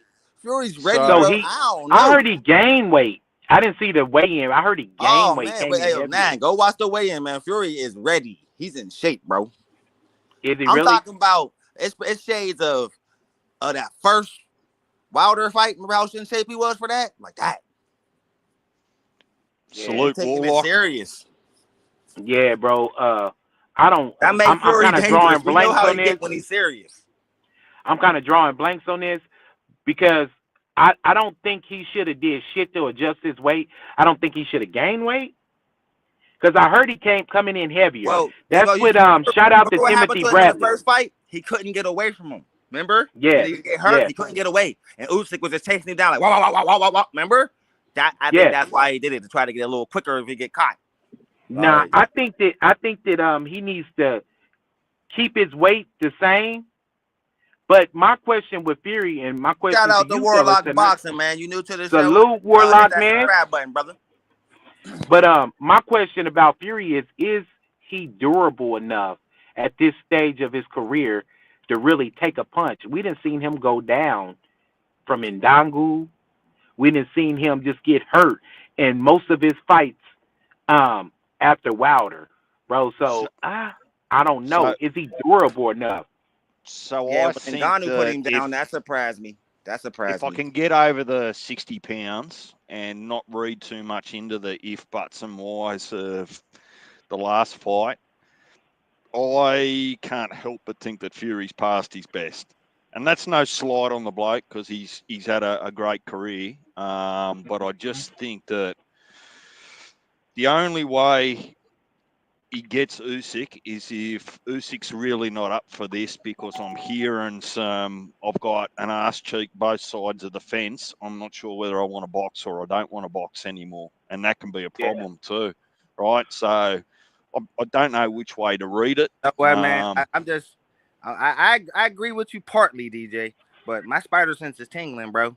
And I know what you could get from Tyson Fury when he motivated, bro. I'm sorry. I think, and you know, I love to predict a great upset. I'm good at it, and I feel it now, nigga. But And is it So an who do they upset? got as I mean, that's the thing, who do they though. got as Like, the favorite? Who's the yeah, favorite? Usyk for sure. Usyk's the favorite. He's the favorite. Yeah. That's just, I've been following Tyson Fury real close, man, leading up to this, bro. And I'm telling you, man, this is gonna be interesting. I ain't all right. guaranteeing he's gonna pull it out, bro. But don't be surprised if Tyson Fury come out and put Usyk down, bro. All right. Well, I'm comfortable with that punch. What we'll do is, for the sake of contest, let me stick with Usyk, and you can stick with your spidey senses, and we'll find out in about 14 hours. Soon. Okay. Yeah, I'm gonna go with Tyson, bro. Yeah, because to me, this particular fight, I can't get a pick off of it. This is one of them. I just want to see what's in the tank under the hood, bro. It's like You know what I mean? What's the last fight that gave us this problem, yo? Better be Yeah. B-ball. And the rematch is gonna do the same shit. Because B-ball came out and shocked everybody, stood in the pocket and boxed, nigga. I didn't get a pick on that till a week before. That was hard. Like this one, I'm guaranteed on B-ball. This time, I don't think he's gonna slow down. Taylor Serrano gave us this. I don't know which way it's going to go as well. That was hard too. Yeah. I think I Serrano won that second fight though. Keep it 100. Them look, the fans are crying out for a third one. So hopefully we get a third one, and hopefully it gets its own card or co-main event that's not on a J card. Yeah. Yeah. But I want to see how that one stands by itself. I got a question for both of you. Fact or fiction? I'm hearing reports now that Queensbury, Top Rank officially sign over as of after June 30, 2025, that they'll be exclusively contracted to DAZN. That's true. One more fight for ESPN and it's over. No more free boxing, baby. Oh, wow. I seen something with Bob talking about his contract is up with ESPN. And he's going to... Well, remember when Disney bought that shit, they started making him do all type of shit he ain't want to do. So he's like, fuck this, I'm out of here. Well, ESPN want to get out of boxing anyway. So probably would have been a pretty easily mutual. No, Disney won to get out of boxing. It ain't ESPN. So. Remember who they boss is. Disney won out of boxing. And it's probably like the same. It's probably one of those, you grab your shit, I grab my shit, goodbye. Yep. And that's cool. So like everything gonna be on DAZN now. Except for PBC. And Amazon, their contract about to run out with them, so they about to move over to Netflix though. We're gonna see how that works. Yeah, but it's only for the top. Yeah, the top. They had man, you heard me going crazy the other day about the promoters, and I said that. I said that them niggas had 5 shows all year. That's crazy. Nigga, them niggas is going broke. Nigga, you said it. And nigga, that was running off with the bag on these niggas. That was another Nostradamus moment, bro. And motherfuckers didn't listen. This February card is this February card Netflix? Is that the first one of the 5? What you talking about? David versus David? No, David? That's on Amazon. That's on Amazon. Because if that's the standard they're going to throw up under the Netflix, they had the Prime thing up on the billboard when they was promoting it. Hey, to be honest though, I'm not digging for Tank's fight. Tank gonna be on Prime too. to be honest, I'm not digging the quality of Netflix. Netflix need to work out a lot of bugs. Hey, I was just actually reading about that. They just released a statement about that. They upgraded. They went and bought all new servers because of that. They said we got servers that can handle the capacity of 500 million people now. Their first servers can only handle the capacity of 80 million people at like one sitting. They upgraded the fuck out of their shit for that because you gotta understand. Remember, bro. Monday was the first time WWE was on Netflix, nigga. It didn't glitch one time. No glitch. Better not. Because you know Monday Night Raw is on and there now. You know what I mean? Then you remember we about to play on there. It better not glitch 9. Fuck that. Yeah. Yeah. can So PBC yeah, stable? that taught them a lesson, bro. Listen, can PBC stable actually compete under the Netflix model with Riyadh Season and all of their very, very deep stable now between Top Rank, Golden Boy, Matchroom, Queensbury? Well, they Doesn't ain't sound gonna be like a able to fair put no fight. fights on Netflix and charge people for it. So I want to see how that works. Yeah, but that doesn't change the quality of your fighters, whether it's free or you got to pay for it. The quality of the fighters is the quality of the fighters. It depends on I mean, who else is really over there at PBC besides Tank and Benavidez that you want to see? Salute, pal. We'll see. But yeah, man. What up, pal? I mean, really, yeah, I mean, man, really, that's DJ, who's really over there that you want to see besides David Benavidez and Tank? Because Morrell about to get blitzed out the fucking ring and his career going to be done. So who else is over there? It's probably but you only got to think about it. left. PBC's about done, bro. They ain't invested in no new talent. Shit, they fed Tim to a fucking wolf. So, like, he better get the fuck out of there. So, like, who's next? They don't have no new talent. PBC has been surviving off of poaching fighters from Top Rank. I know that they can't poach no more. They niggas is going to either Golden Boy or Matchroom or up there with Turkey. So I don't know. PBC really might be. And the average fighter is looking for fights because they don't want to sit on their hands. And it ain't on some I want to compete out. No, nigga, I want to get paid. I don't fight. I don't get paid. And yeah, hey, look, I'm going in YouTube studio right now and wrenching you the fuck up. God damn, nigga, I got you. Yeah. Look, all I'm trying to do is just look forward and like try to half predict, not with confidence, but half predicting this mess and this changing environment that he's boxing and go, well, if I have to only pick one subscription as a boxing fan, it's hands down the Zone. Oh yeah. Yeah, I'm about to double down on my DAZN subscription now, but we about to get because you know what? Dealing with the Zone, Deej, you got Golden Boy fighters, you got Matchroom fighters, you got Top Rank fighters, you got Queensbury fighters, and all them promotions, they don't have a problem with playing with others. And you know what's crazy, bro? Fighters.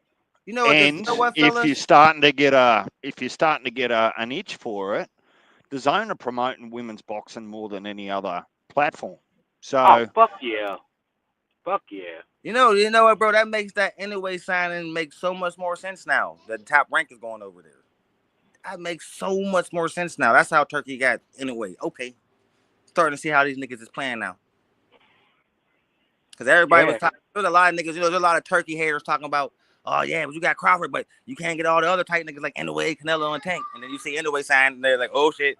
And Canelo gonna sign, and Tank is looking. He's like a window shopper right now, looking on the outside, looking in, seeing all that money them niggas getting, seeing them checks clearing while he's still waiting for monthly checks. Like shit, nigga, I'm about to follow my pride to go over there too. You remember when y'all remember when Showtime folded, and I was so pissed when it was announced that PBC was going to Amazon, because I was like, dude, they're making a move to really be further away from everybody else.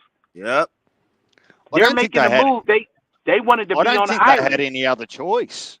I think they thought Amazon was gonna give them a big ass bag, like here, like that. They're like, we're not giving like everybody else did. They ain't fucking us out of our bread. I think that PBC were, well, it seems to me, and it looks like they were forced to take the least worst option because no one else was beating down their door for the product. So now you're here when I'm trying to look ahead 12 months. I'm talking about subscriptions. I've got this half conspiracy theory in my head that could be shot down tomorrow, but or today, Tank's retiring to get out of his contract at PBC so that he can get across there amongst all the other money and competition. Ooh. Sort of like what Mayweather did when he retired to get out of that De La Hoya contract. Yeah. So when he retired for a year and 1 day, and then the shit wasn't There out. we go. Now you're picking up I ain't what have I'm to putting rematch down. that. Hey, that's it. Hey, bro, that could be. Hell yeah. Bro, but like, bro, do you remember? Like, I don't know if you've been following the group chat, bro, but me and RC been going at it when I was like, I was like, face of boxing. Oh, Tanks to face. Why they only worth this? And I put it up, bing, and bro, it was stunning. And I said, oh, this is what the face of boxing really make. And I put Canelo's net worth up, bing, bro. What is his net worth compared to Canelo's? About a $200 million difference. He made $265 million less than Canelo. Fuck. Yeah, $10 million is Tank's net worth. Yeah. Canelo's net worth is $275 million. When I say niggas' jaws was on the floor. Well, and Slick made a really good point. He's got, like, damn. He's got PBC everybody's in his in bag. Tank's pockets, bro. Then he's got PBC fucking the shit out of Devontae Davis, in his man. bag. Then he's got Mayweather promotions in his bag. Yeah. So, Rob started making all type of excuses now, and he started doing his digging, boy. I gotta dig and see what's going on. I said, Rob, you said Tank made $40 million about worth Ryan Garcia. What was his cut? $3 million? God damn. Hey, DJ Slick would say he signed to another nigga to sign to another nigga to sign Hell to yeah, another 360 deal, man. Shit crazy. No, but would you ever, honestly, would you ever believe Devontae Davis, his net worth is $10 million? Would you ever believe that? Nigga, Canelo Alvarez said $270. Yeah, I believe it. Like, I would believe it. Damn. I would believe money. I'll take $10 million. That's still a lot of money. Yeah, but compared to the bro. I believe it because guess what? It's worth $275 million. Shouldn't Tank at least be in $100 million range for the fucking sellout crowds he be doing and the pay-per-view buys? Guess what, bro? Bro, guess what? That's crazy. Well, you should have got more than that for the. Everybody's worth more money than Tank. Crawford's worth more money than Tank. Ryan Garcia's worth more money than Tank. Fucking think about it for Jake a minute. Paul worth more money than Tank. That shit was crazy, bro. Tank has never been a pay-per-view draw. They say he's a star. He's never been a pay-per-view draw, bro. He's only been able to put butts in the seats. That's why networks is not fucking with PBC. He like, man, Tank is a star. He's a star. Yes, because he can pack the gate. But as far as motherfuckers buying his shit, no. That's why the networks is like, fuck you. Let me use your language, Nine. Tank looks like he's been getting pimped. Thank you. Fucked out of all his cash. Yeah. So look at the dollars that the Ryan Garcia fight and Tank fight made on its own. One fight with Tank, Ryan Garcia net worth go up to $35 million. Now, granted, he do got a big ass social media presence and make a lot of money off that. But nigga, there's no way in hell Ryan Garcia should be worth more money than Devontae Davis. That's just crazy. No, but the point is, when you have a look at what that fight generated, and 3 or 4 fights later, that was 1.4 million pay-per-view buys. So that was still only worth $10 million. Something's going pear-shaped there. He should have walked out of that fight alone with $10 million in his bank. Minimum. But listen. Your boy AB gave you a little bit of a window into how PBC works. Think about it. I haven't fought. I'm Earl Spence. I'm going to use him as the poster child. No, fuck it. I'm Charlo. This is the interview he had with Bud. Yeah, but I'm Charlo, right? And I ain't fought in 3 years, right? Right? I'm signed to Al Heyman. So, hey, my wife wants a new car. I call him. Hey, man, can I get, $75,000? Oh, fuck, man, I need a new house. Boom. Hey, man, can I get another $100,000? And by the time you pinching off of and borrowing from the promoter, when you do fight, he recomps what you fought. All that bread. Yeah, all that bread. Because you've been pinching off of it. You got a steady stream of income because he's been sending you the money. But then you're paying him back, and you're paying him back with interest. That's the kicker, the interest. Yeah, sure, you can Yep. have it, but I'm going to put interest on it as well. Yeah, we said I So need look, 30 back. look, You I guess borrowing. and we've been saying this now or I've been saying this or asking questions, not saying it or making big, but there's something about the PB model that looks very fragile at the moment. Now, that's not to say that someone like an Al Heyman hasn't got some tricks and aces up his sleeve. He's proven that over his whole career, right? The way he's been able to survive and become super rich. But next year will be very interesting to see if they're able to bring the viewers, because they're going to have to be so strategic about what weekend the PBC put on, because you can guarantee that the zone's got fights on every single weekend. And that makes it even easier and the quality to go up now that they can draw from even more stables in Top Rank and Queensbury. So it might be hard to get those viewers' eyeballs. I mean, there's only one fight you can watch at once. So Good point, bro. Hello? Hello? yeah, Yeah, we hear none. Yeah. Yeah, that's a good ass point, bro. That's a good point. what else you got on your list, boys, for today? Did you end up actually making a pick 9 of who wins tomorrow, tonight? I'm just gonna watch the fight, man. I'm drawing a blank because You can't sit on the fence. Throw it. I'm on the Toss a fence, coin. bro. Toss a coin.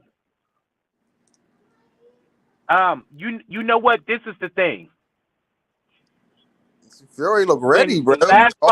When the last fight happened, whenever Fury got hurt, I said to myself while watching it, like, oh shit, this fight's getting out of hand for Usyk. He need to do something big. He did something big. And he got the fight back. I just don't know how durable Tyson Fury is.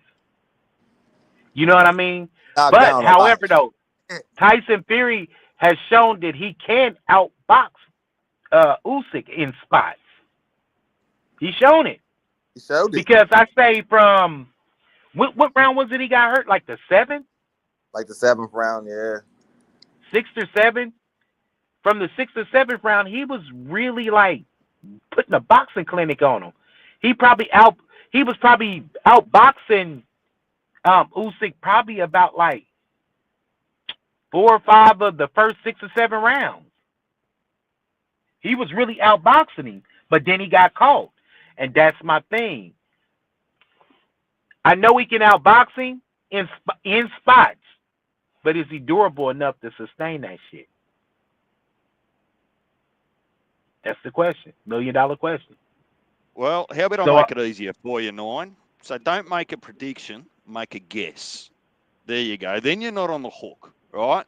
But I'm not letting you out of here. Nah, I'm not gonna be on the hook. My guess is it's gonna be a good fight. Oh, what are you, a and politician? Guess what though? This is a historical fight too. If Fury wins this fight, he ties Muhammad Ali for how many times he's won the heavyweight championship of the world. Yep. This is history. AJ was gonna get it, but he lost to Dubois. Now Fury's up. Oh, good timing, Mark. I've got a question for you because I'm going to do a little bit of homework later. What can I expect, Mark, out of Dempsey McKean, an Aussie fighting heavyweight against Moses Itama? He's been really inactive. I know that. I had a bit of a look at his record. He's like 20-1, something like that. But he lives over in the UK, born in Australia, but I just haven't heard a lot of him, but that doesn't mean much. So if you've got any inside information, Mark, on our boy Dempsey McKean, cough it up. Boxing Kangaroo, if you're still here, I know you'll have a bit of history on him. Cough it up. Hey, bro, was that the 2 fighters that's pretty much big friends? where he said, yeah, if my son grows up to be half the man he is, I'd be a proud dad. Is those the two guys? Not Because I'm trying to too remember the sure. press conference. So Yeah, here's because what you can expect. Fight number 1, featherweight, Isaac Lowe, UK, Lee McGregor, UK. So that's featherweight. Then they're going to actually follow that up with another featherweight fight. Peter McGrail versus Reese Edwards. They're both UK. Then we jump straight out of featherweight, straight into heavyweight. And you've got 2 British or UK fighters, Johnny Fisher and David Allen. Then we go to super welterweight. You got Boachuk versus Ismail Davis, knowing that Davis was a late call-up with Madrimov pulling out. Then we're back to heavyweight. Moses Itama, Dempsey McKean. So that's UK versus Australia. And then you got the main event, Usyk and Fury. You got 1, 2, 3. You got 6 on the main card, but they've normally got pretty good prelims as well if you get up early enough to watch them. yeah, I'm only interested in 2 of the fights, man. I really want to see what Boychuk does. Yeah, me too. And You're gonna get Usyk Fury. Ishmael lost the last Those fight. are the 2 that I'm really, really interested in the card, and that motherfucker's packed. It's a good card. Well, Boachuk gets caught sort of hung out in the wind a little bit, because if he comes out and puts a wonderful performance on, if he'd have done that and beat Madrimov, he would have got the call up to fight Virgil, possibly, in my mind, right? But because now he's only fighting, and I don't want to take anything away from him, Ismail Davis, right? If he goes and puts on a performance, who's that set him up for in his next fight? He could be just... I don't know, bro, but he's got to look spectacular. You remember when the Bivol was supposed to fight Beterbiev, and Beterbiev fucked up his meniscus or whatever, and they put Bivol in with another guy, and Bivol showed up and showed out and ended up stopping him with a hook? Vaguely. That's the kind of performance that he needs, so he can just move on. Well, knock this motherfucker out. Hey, DJ, Mark answered your question. Said I wouldn't expect a lot out of Dempsey. All right, I can take that. That's good, because I don't want to wake up in the morning and have high hopes and just be crushed like a fucking paper cup again when I get excited about these Aussies in the ring this year. Just hasn't been a great year, other than a couple, but there's always next year. I know. Hey, what's the time difference from when did the fights come on for you? What time of the 2:30 a.m. in the morning. Fuck. That's when the well, according to the zone, the main telecast starts. But in saying that, what I've found in the past that also includes the prelims. God damn! Can I get up at 2 in the morning to watch a fight? Probably. I'm probably woke at that time, but damn, I'll be mad. Bro, you gotta have plenty of exercise equipment. Nah, look, I'm a night owl for the most part, but damn, I'll be sick about it. Nine, I've worked it out, and you've been with me with a couple of these Riyadh season cards this year, and Slick. Yeah. You either get up and keep going, but if you go to bed, there's not a snowball's chance in hell. Well, I can't speak for anyone else that you feel like exercising at 2:30 in the morning. You're either still exercising, or you've gone to bed, you've got back up, and then it's a normal coffee and breakfast and all that sort of stuff. But and look, I've got to break the routine somehow, because every time I've got up with great excitement, I've just been crushed. Damn. AKA Zoo Fight. And it's probably that shit come on probably about 5 p.m. for me. It comes on at like 6 for me. Yep. PM. 6 p.m. Yep, PM. I'm an hour ahead in that. So about like the afternoon. Yeah. Well, that's when the main event will be rolling out. Did this happen in Missouri now? I can't remember. Like in the wintertime, it get dark as hell here at like 5 o'clock. I mean, dark, like 10 o'clock at night. Yeah. Daylight savings time. Yeah. Daylight savings time. Yeah. Man, I hate that shit. It fuck up your equilibrium. Look outside like it's dark as fuck. It's like 5 o'clock. What the fuck? Oh, it's wintertime. Yeah. That's what we get, DJ, in the winter. We get cold and dark, yo. Stupid as fuck. Well, why do It's you like think the that earth is changes? dying type shit. No, I've got news for you. The same thing happens everywhere else in the world when it's winter. It gets dark quick and it gets fucking cold. Yeah. It What's happens the everywhere temperature in the out world. there tonight, man? What's the temperature out there? I think it's Today, summer. so it's close enough to 3 p.m. in the afternoon here where I am. It's 34 degrees, so that's about 95 to 100 in Fahrenheit over there. Mm. No, we're God full damn, summer. so it's summertime over there. Oh, It's exercising weather. It's 20 degrees here. It's cold as fuck. It's probably about It's 30. snowing here. It's probably about like 38 degrees, some shit like that. It's snowing there? Yeah, it's Fuck, you snowing on here, the East bro. Coast, bro. Fuck. Yeah. It's about, It we had snowed like one time, 29 but that shit degrees and melted. it's snowing like hell. Yeah, in KC, So the snow don't stay on the ground that long. That shit is sticking over here, brother. I hate it.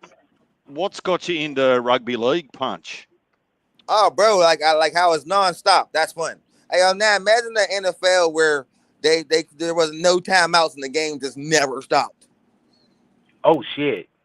That would be crazy, nigga. I'm talking about, imagine if you started on offense, nigga, there wasn't no whistle, huddle, no, just hike, throw your play, move on. Like, imagine if the whole game was like, hurry up. That's rugby. So offense is defense. Offensive Yep. players is defensive. Oh, Word to fuck. God, that's rugby. No players coming in, none of that. No special Crazy. teams, none of that. Non-stop, Nope. bro, running, bro. Tight.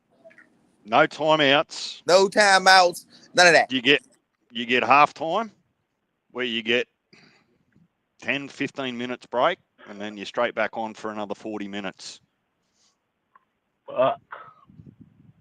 That's They some tough motherfuckers, bro. And the girls, bro. This is the best thing about rugby, man. The women is just as exciting, bro. Swear to God. Hey, y'all, is Slick going on tonight? Yeah, Slick going on in like a half hour, 20 minutes. You know, we all about to go over there in a second. He got a pretty good I'm about to get off of here, and I see you fellas over there. I'll meet y'all all over right, there. man, DJ about to talk rugby for a minute, and we'll be over. Yeah, man, because I'm sitting up here. I'm under the damn oak tree at home, and I got groceries in the back of the car. Is And Slick I got the live text from now, is he? No, Slick go live. We said they're going to go live at 11. I mean, like 11:15, somewhere around there. On my time. It's 10:15 my time. Yeah. So what's that? That's how many hours is that away? That's like 20 minutes from now. Yeah, like 20 minutes Okay. now. Righto. So, yeah, we're going to talk rugby for a minute and shit. We'll be over there. All right, bro. I'll holler at you then. All right, now. I'll see you over there, North. my guy. Gotcha. All right, so, bro, you got to explain to me why they got to dive with the ball, bro, when they score. Why can't they just run in? Well, first of all, she was probably out of breath, and that's just the easiest way. It's a half dive, just fall over the line. Look, so the difference is NFL, you've actually only got to catch the ball with both hands, right, while you're inside your touchdown zone. Yeah? Yeah. It's only got to cross the line. Well, our touchdown zone, right, or the equivalent of it, you've actually got to put the ball down with downward pressure and have control over it. So some players will run in with one hand and put the ball down. Some players will dive over with it. Some players will crash over. It just depends. But the ball actually has to touch the ground with downward force. It can't just roll there.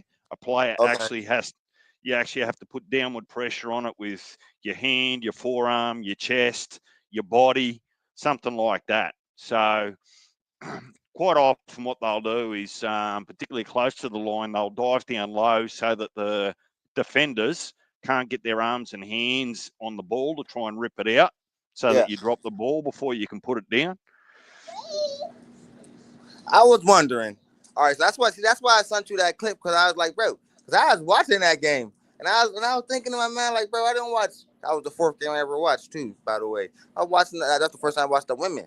I'm like, let me check out the girls, see if they boring like the girls be over here. They wasn't, so that happened.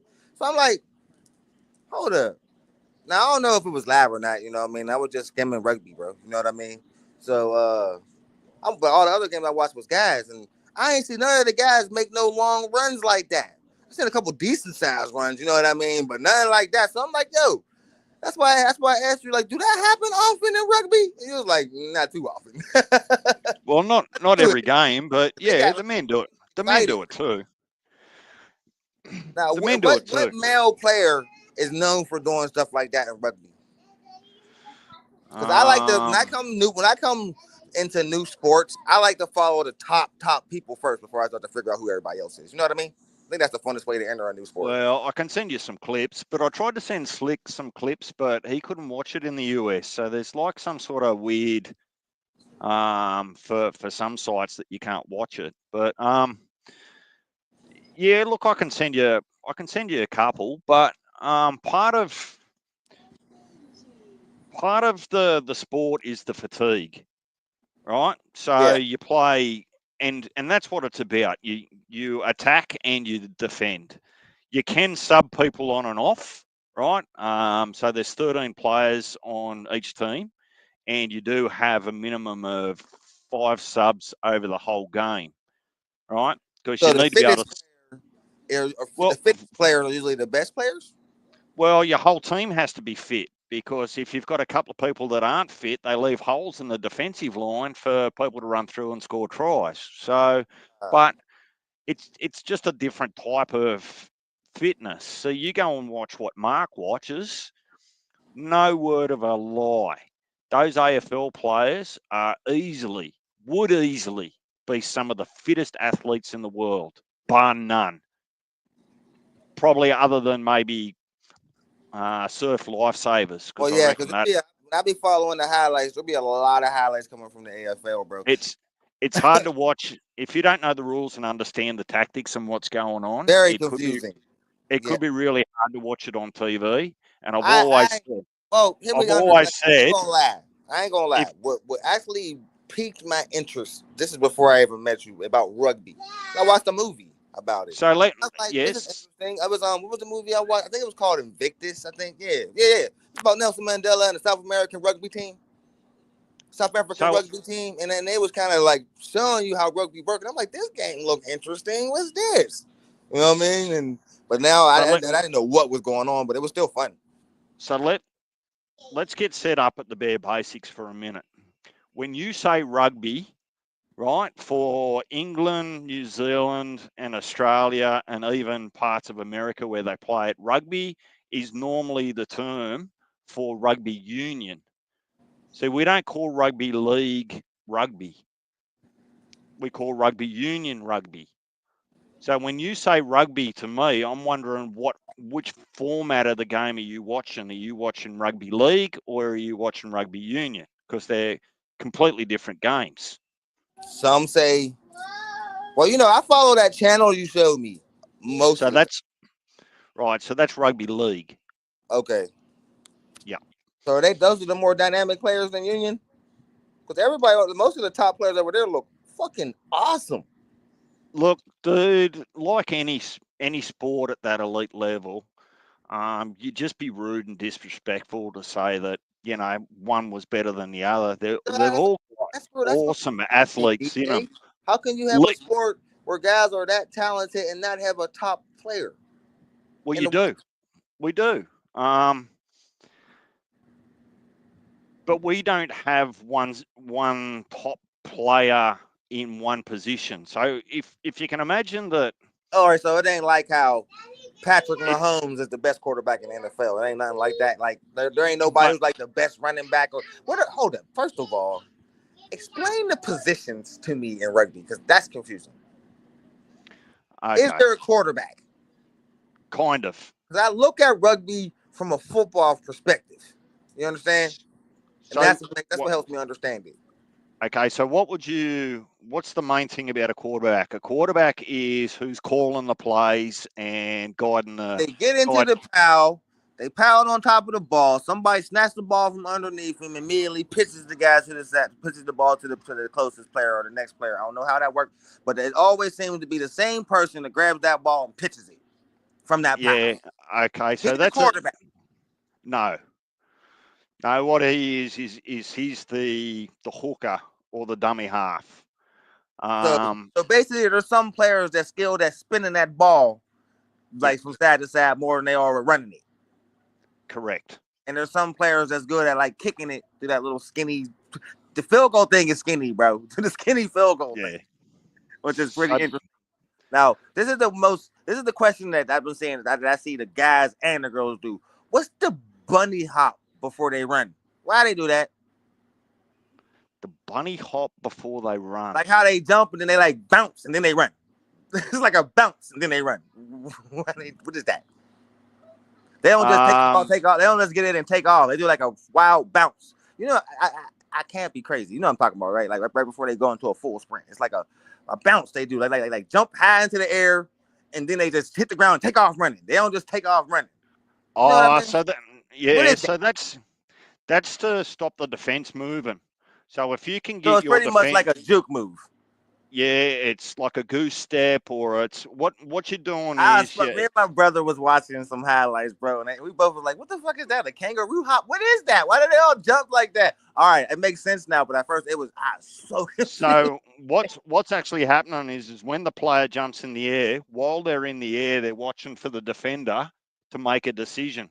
If the defender actually goes to the right, they'll come when they land, they'll step and go left. Right, so you're actually asking the defender to make a decision, right? Sometimes, if you watch it long enough, when they jump in the air, the defender's straight onto it and say, "No, I'm not having any of this." And when both feet hit the ground, you just get belted. You get absolutely bashed. Make me think of a funny thing, like when you first seen NFL football, what did you think? Was it confusing? Like how rugby was for me. All rugby looked like to me, from my perspective, is football where you throw the ball sideways.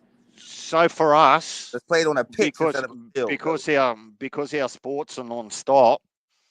When we watch NFL, as a general rule, we look at it and just see how often they stop. You got, flags down. They've got to go to the review. They've got to go back to the huddle. Then the quarterback gives them the next play. And then they go to the line of scrimmage, and we're going, fuck, I could cook a cake by the time that this game's over. So that's the first impression that you get when you're comparing the two sports, that just how stop-start the NFL is. I'm sure that's the first thing that pop out to me as an American, like, damn, they don't stop. They don't take breaks. Oh, this reminds me of soccer. Soccer like that. They don't stop moving. They just run around the whole time like, damn, they don't get tired. That's impressive. But like, woo, how long do an average rugby career last? If injury doesn't stop it, so gotta be a lot of injuries because they don't wear too much pads. Yeah, but they've changed some of the rules now that are trying to help prevent unnecessary injury. Yeah, and that's kind of. There got to be some dirty motherfuckers out there that everybody hate. I know there is. Yeah, well, so they get suspended for 6 or 8 weeks if they go in and there's some dirty motherfuckers out there. There got to be that sport. That seems like you got to be angry to play that game. After a while, you just get used to it. To be honest, that's one of them games you gotta play pissed off. Like they look like they having fun, but most of the girls look like they have more fun than the guys. The guys look pissed off most of the time, unless they score. They just look angry. Like, damn, they just look all pissed off.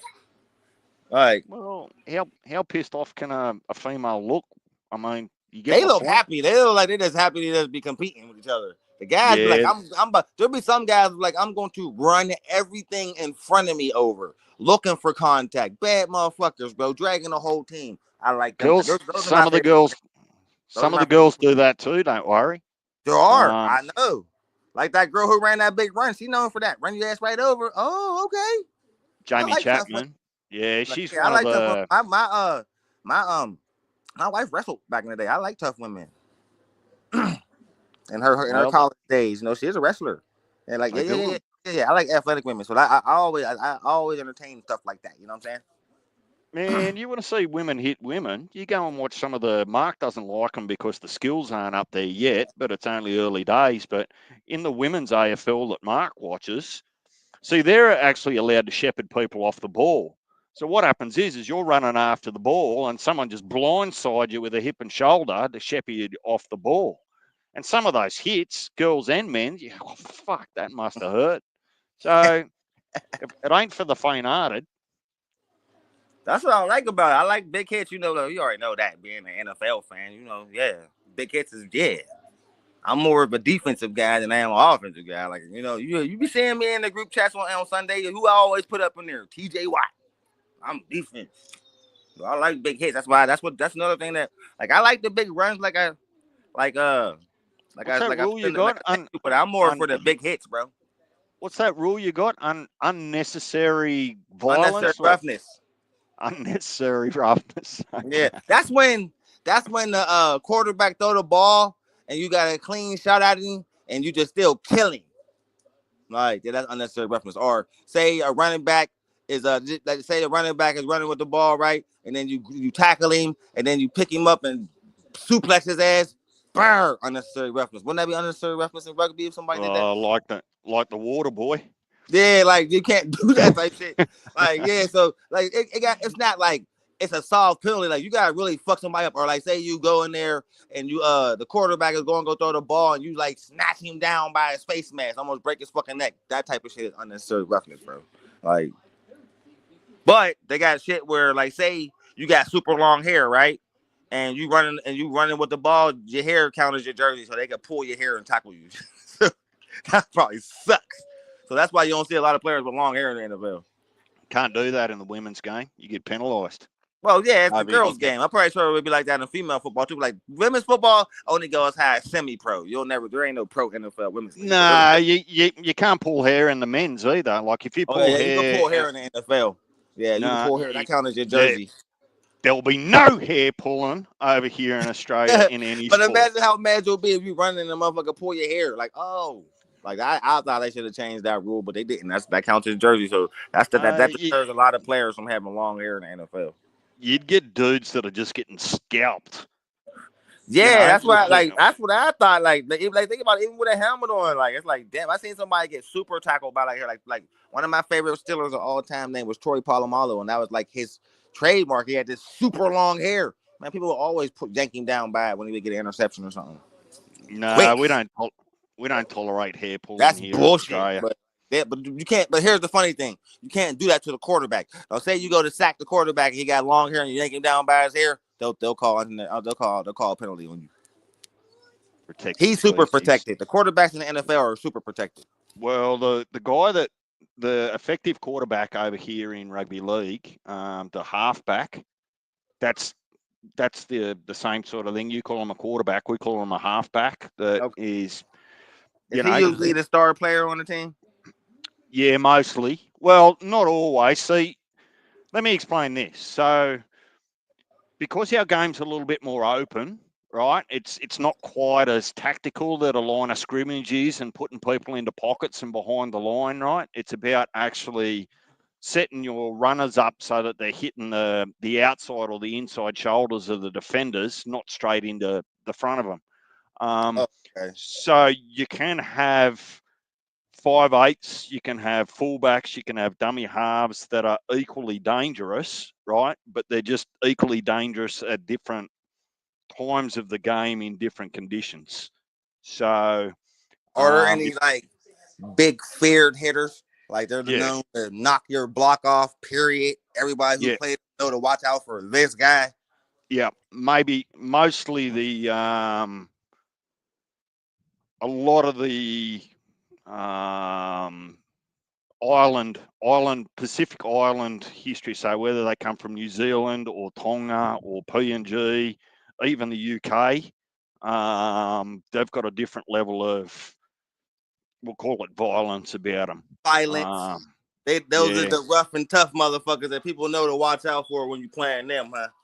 Oh, they've just got a different bone structure. You know, if our forearm, I know about the All Blacks. There's a bunch of solid motherfuckers that's also like athletically superior to everybody. I've seen that team. So the All Blacks are the New Zealand rugby union test team. With that scary ass battle shit they do before a game that scared motherfuckers Haka. didn't even start.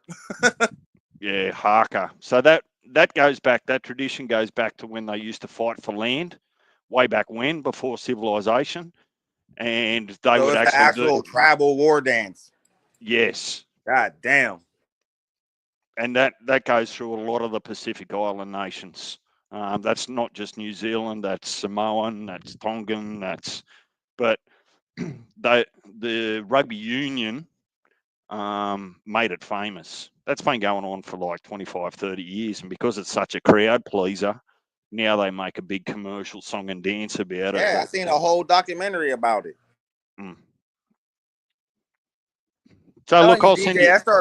I started really researching it, man, because it's a hard ass sport to figure out if you just pop it on and start trying to watch it. You'll be like, what the hell is going on? I'm so confused. Yeah. But you understand So something is going on and it's still entertaining. You're like, you know what I mean?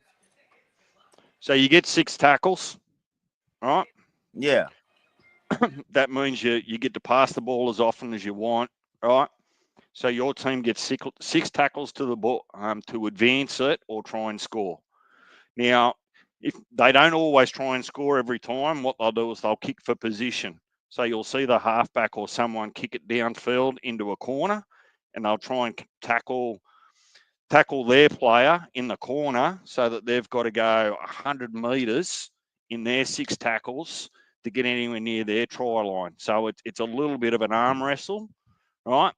Up, back, up, back, up, back. And obviously there's some tactics involved, but basically that's the simplicity of it.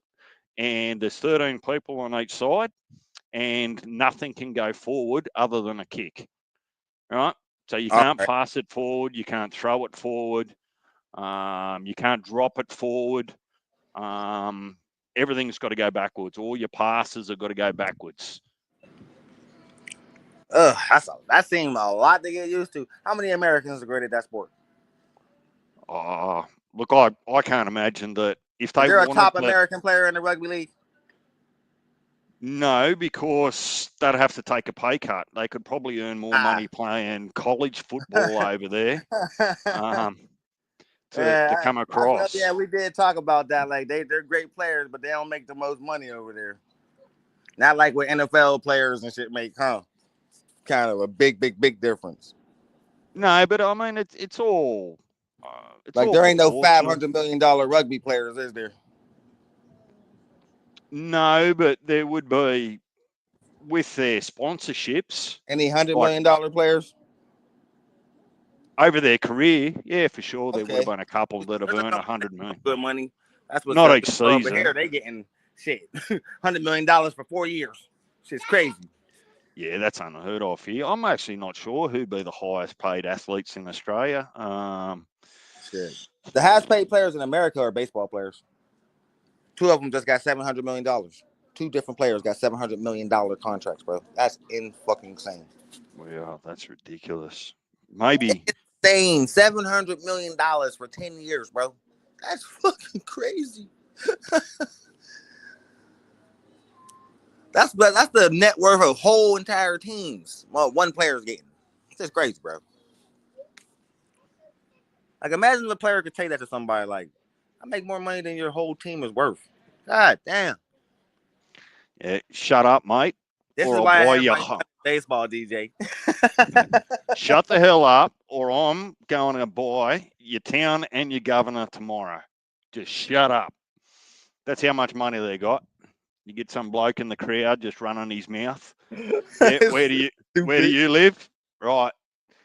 Start packing your stuff because when I own your house tomorrow, you're out in the street. Swear to God.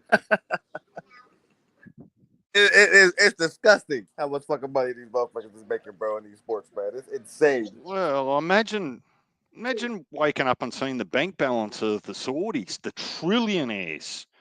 Oh, man, I looked at the richest countries in the world. Of course, America is number 1, but who do you think is number 3 richest country in the world? Richest, most money. Number 3? 3. Where do you think Australia rank on that list? Richest countries in the world. Are they on it? No, they'd be maybe 100. No, y'all ain't actually in the 30s. Believe it or not, there's some pretty poor places, bro. 100, And yeah, y'all higher than that.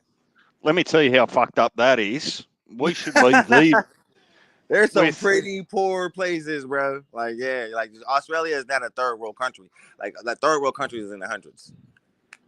yeah. So the third for me be somewhere maybe like shit. It actually wouldn't surprise me if it was something like Mexico. Believe it or Nope. not. Mexico is not. Mexico is like 50 on the list, but it's America, Saudi Arabia, Russia, England. The hell are they? China, and then it's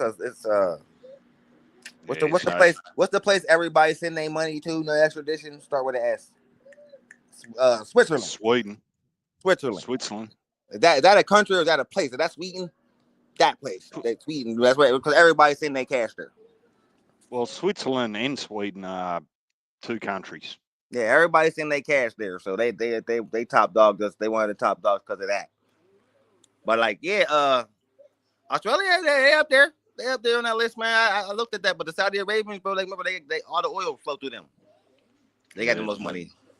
But I mean, everybody get their oil from them, bro. For all of our, they ass with $100 million like it's nothing, bro. Like I looked at what the average Saudi prince's income is, bro. They make like $200-300 million a year, and they don't do nothing. Like, what do these dudes do to make $300 million a year? Just sitting around. Well, it's their royalty, so you're just born into it. Yeah, the Saudi prince is worth like he's worth more than most whole countries are. Yeah. Yeah, hasn't he got one of them planes? I think I saw on YouTube there. If you look it up, that the Saudi prince, all inside his plane, all of the trims of the seats and in the bathroom, they're all gold. Yeah, he got a plane with a whole interior, and that bitch is gold, bro. He's super rich, man. Like he's like one of them type, he's one of them type of motherfuckers like who bad friends. Like you get a Ferrari for Christmas from him. That's a gift. A house. Who's filthy rich, bro? Like real life versions of one of the most beloved characters over here in America. His name was Richie Rich. He was a dumb rich ass cartoon character, bro. He's the real life version of him. It's fucking crazy. So they keep saying in some of the news that Elon Musk is the richest man in the world, and I figure that's the Saudi prince is on that list too. You know, the Saudi prince is on that list. But if Elon's only worth $500 billion and the Saudis are worth trillions, aren't they then more? Well, no, like personal net worth, no. Some of the Saudis are worth. The Saudis is a country that's worth trillions, but like single like one person, nah, there ain't no one person in the world that got as much money as Elon Musk. Like personal wealth, he got $500 billion he could touch right now. Yeah. Imagine spending a day inside Elon Musk's brain. I swear to God, Elon Musk is gonna be the guy that bring like androids into the world and virtual reality. That's him. You know, you be saying them super smart guys in movies that create some crazy shit to change the world. That's him. Yeah, he's our real life version of that. He might also be the Lex Luthor of the world. Now the motherfucker got government power, so this is about to be very interesting. Because he's the right hand of the president. Well, if he uses it for good, it might be just what you need. He's an advocate for speech, but he allowed a lot of racism on X. So but he just free speech. So I get it. Like America is a free speech country, so you gotta deal with the assholes. So I don't complain about stuff like that. But at the same time, like I know what you do. He do a lot of good. Like he do a lot of good for humanity. Period. And I'm always gonna support people like that who advance our whole civilization. I know what you'd do if you're Elon Musk for a day. Oh my God. I reckon I'd know what you do. I would have a lot of fun with that day. Nah. You just being all casuals from boxing. But see, Elon Musk allowed something that I would never. I would ban all casuals immediately. But Elon Musk did something that I would never allow. Elon Musk's mother was on the cover of the swimsuit edition of Sports Illustrated, bro. It was the most disgusting cover in the history of Sports Illustrated. Nobody wants to see no fucking 70-year-old woman on the swimsuit edition. I would never let my mom do that shit. I'm not making this up, DJ. Swear to God, 2022, man, it was the worst cover. They put a obese chick, nigga, and like an old ass lady, and then they put like Sierra. Which one do you think sold the most? Russell Wilson's wife, Sierra, the super famous, sexy ass singer. Yeah, the hell was they thinking? Remember that was the whole woke movement we've been going through the last couple of years over here in America. See how that Man, worked out? Go I woke, go guess broke. I guess if you're comfortable in your own skin, go Jesus ahead and Christ. flaunt it, I guess. My mama is never gonna be on the swimsuit edition of nothing. What the hell is wrong with him? Yeah, that's what I started. I bet you he still was busy complaining to her about that. Like, why you do that? Why'd you do that? She did that because he refused to buy her a bigger house. I'll That get you, motherfucking mom son. was up there looking like a golden girl, man. What is wrong with y'all? That's a payback move. That's a revenge move. Definitely was. You want to piss me off, son? Sports Illustrated called me. What? Yeah, and if you keep it up, Playboy have been ringing me too. Oh my God! Don't you see gonna have like man? That will embarrass the shit out of him, man. They already was roasting the fuck out of her. Stop it, bro. Nobody's 70-year-old mom should be on the cover of the swimsuit edition. Well, I tell you what, she'd get that new house pretty quick. She got that house quick as hell.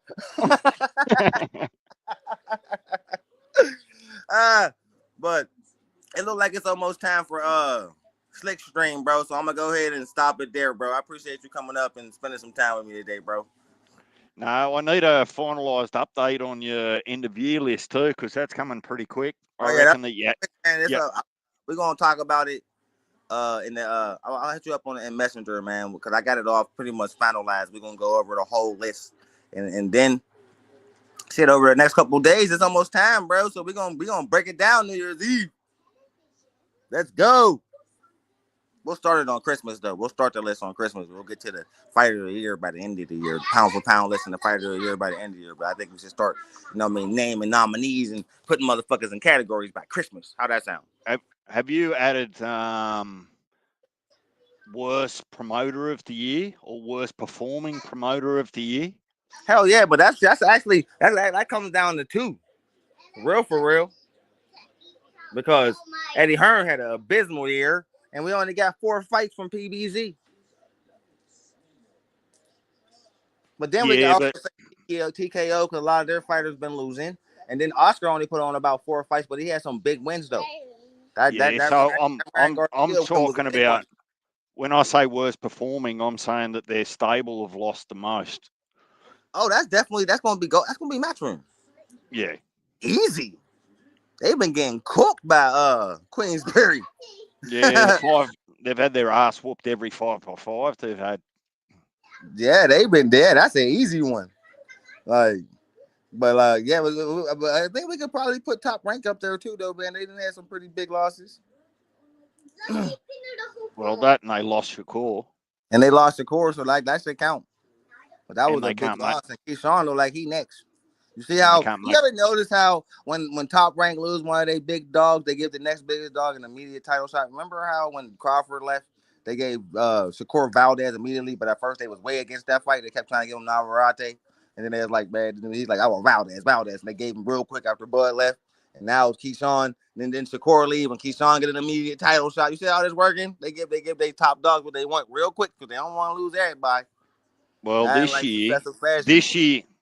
year you had to get beat to get a title shot. Fondora got beat, he got a title shot. Tim Tszyu got beat, he got a title shot. So Errol Spence, right, he got beat, and they're going to give him a title shot at 154. That is so true, bro. See, that's going to make me revise the list, man. We're gonna make an unfair contenders list. Put them motherfuckers on there. People who got title shots after losses. Ooh, that's happening at an alarming rate too. Cause we seen that happen with fucking So that's about to happen with Haney because he's trying to get a title shot with somebody. After I don't care what nobody say, no contest, nigga, you lost. I ain't never gonna let that go. Never. Well, you're not even if I was any argument from me there, but It's the strangest thing I've seen in a long time. Like these boys coming off a loss. Now the loss isn't the end of the world, but you shouldn't be just thrown straight back into. If you were the title holder and it's a rematch, that's a different thing. But if you're going to another division or you're coming off a loss and you didn't lose a title and you just get another title shot, like that's madness. That's the bullshit politics of boxing that we trying to stop, man. That's why we happy Turkey is coming up in here to try to stop some of this shit, bro. So we just gonna see how it works. And I like the idea of AI judges, DJ. I ain't gonna tell you how much I like that, bro. I hope it works out. But at There's the same all time, the scary thing about AI judges is that they can be influenced. I know. But so can real life ones, bro. What we gonna do? Shit, it's just one of them conundrums, bro. look.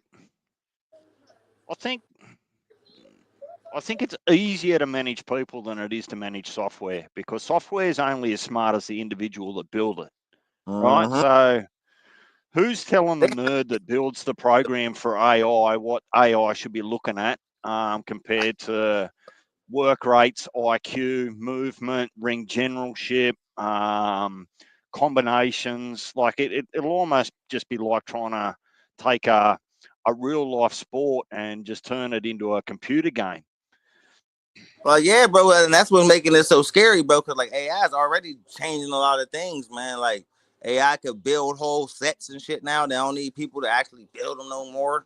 Like it's advancing at a crazy rate. But if you got a person like me sitting from like I'm from the outside looking in when it comes to shit like this, bro, and I still don't even understand what artificial intelligence really is, bro. And it scares me because I'm a movie guy, and that shit never works out.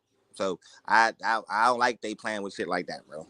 Like you know how I feel about stuff like that. Every time, and every movie we've just seen where they play with time or they play with robots, you'll see what happens. So it's like, Yeah, but remember too, we went through an era too where they told us that all the new mobile phones were going to give us brain cancer when they started bringing those out as we grew up, right? and now they're So a staple in society. yeah, they got rid of horse and cart, and then they went to cars. So any new technology, any It's change, always scary at first. yeah. So we'll just see, bro. But like Righto, on that, you better save a bit for Slick, and I'll yeah, catch I'm you gonna over say, there. bro, I'm waiting. All I want to see in my lifetime is virtual reality. So we'll see where that goes. I would love to jump into a 20-year-old body and hop over a mountain. Mate, you'll be able to probably get that with some of the new bloody masks and stuff that you can Yeah, put they got on. some pretty crazy stuff right now, but it ain't where I wanted to be yet. I want to actually leave reality. We'll see. You know what I'm talking What? about? Like shit you see in movies and video games. We gonna see. Well, I think we gonna get there in my lifetime, but I ain't gonna be one of the first people to try it out. Oh, it's safe. Oh, you won't get trapped in it. All right, let me see. Like, yeah, that's what I'm gonna be on with shit like that. Yeah, But but we'll see, bro. I got no interest getting chased by a bear either. So I don't want that to happen in real life or on like one of them reality things. Like But fuck imagine that. a game where you can play where you can actually feel and look like you're getting chased by a bear. That would be fucking nuts. See, I like exciting things like that. That's like a roller coaster to me. Like Yeah, I'll you get give on that yourself. fast ass, scary ass roller coaster. So I'll play a game where you really feel like you're getting chased by a bear. As long as I got Yeah, weapons to defend myself, ways where I gotta outsmart it. Yeah, I'll fuck with it. yeah, give yourself a heart attack in your own lounge room getting chased by a bear. As long Like as I how'd he don't die? feel like I'm getting ate every time they kill me or something, I'll be good. But like, yeah, like, but as long as it can't be too realistic, but like, long as it's like, okay, like, yeah, I gotta still be like, that's the thing that scares me about stuff like that. Like, I don't want to Catching feel a actual pain and stuff, you know. So yeah, catching a big ass blue marlin or something off a boat. That'd be pretty cool. yeah, like or like actually playing a game where you could catch a great white. I like stuff like that. Like that's the type of shit I want to fuck with. Cause I'm never gonna do that in real life. I ain't fucking around with the ocean. I don't play with that. No, you'd be walking up on Devon Haney. Like my mom just went on a cruise and it scared the hell out of me just saying what she seen. If I had a boat, man, it would never leave the dock. I would party right on the dock. I'll go like a little bit out, like a little bit out. I would never go like out. Like no. I don't, water. Me and water got a relationship, and we know just not to fuck with each other. Like, I can Yeah, swim see, and all that, but like water, I never like water, bro.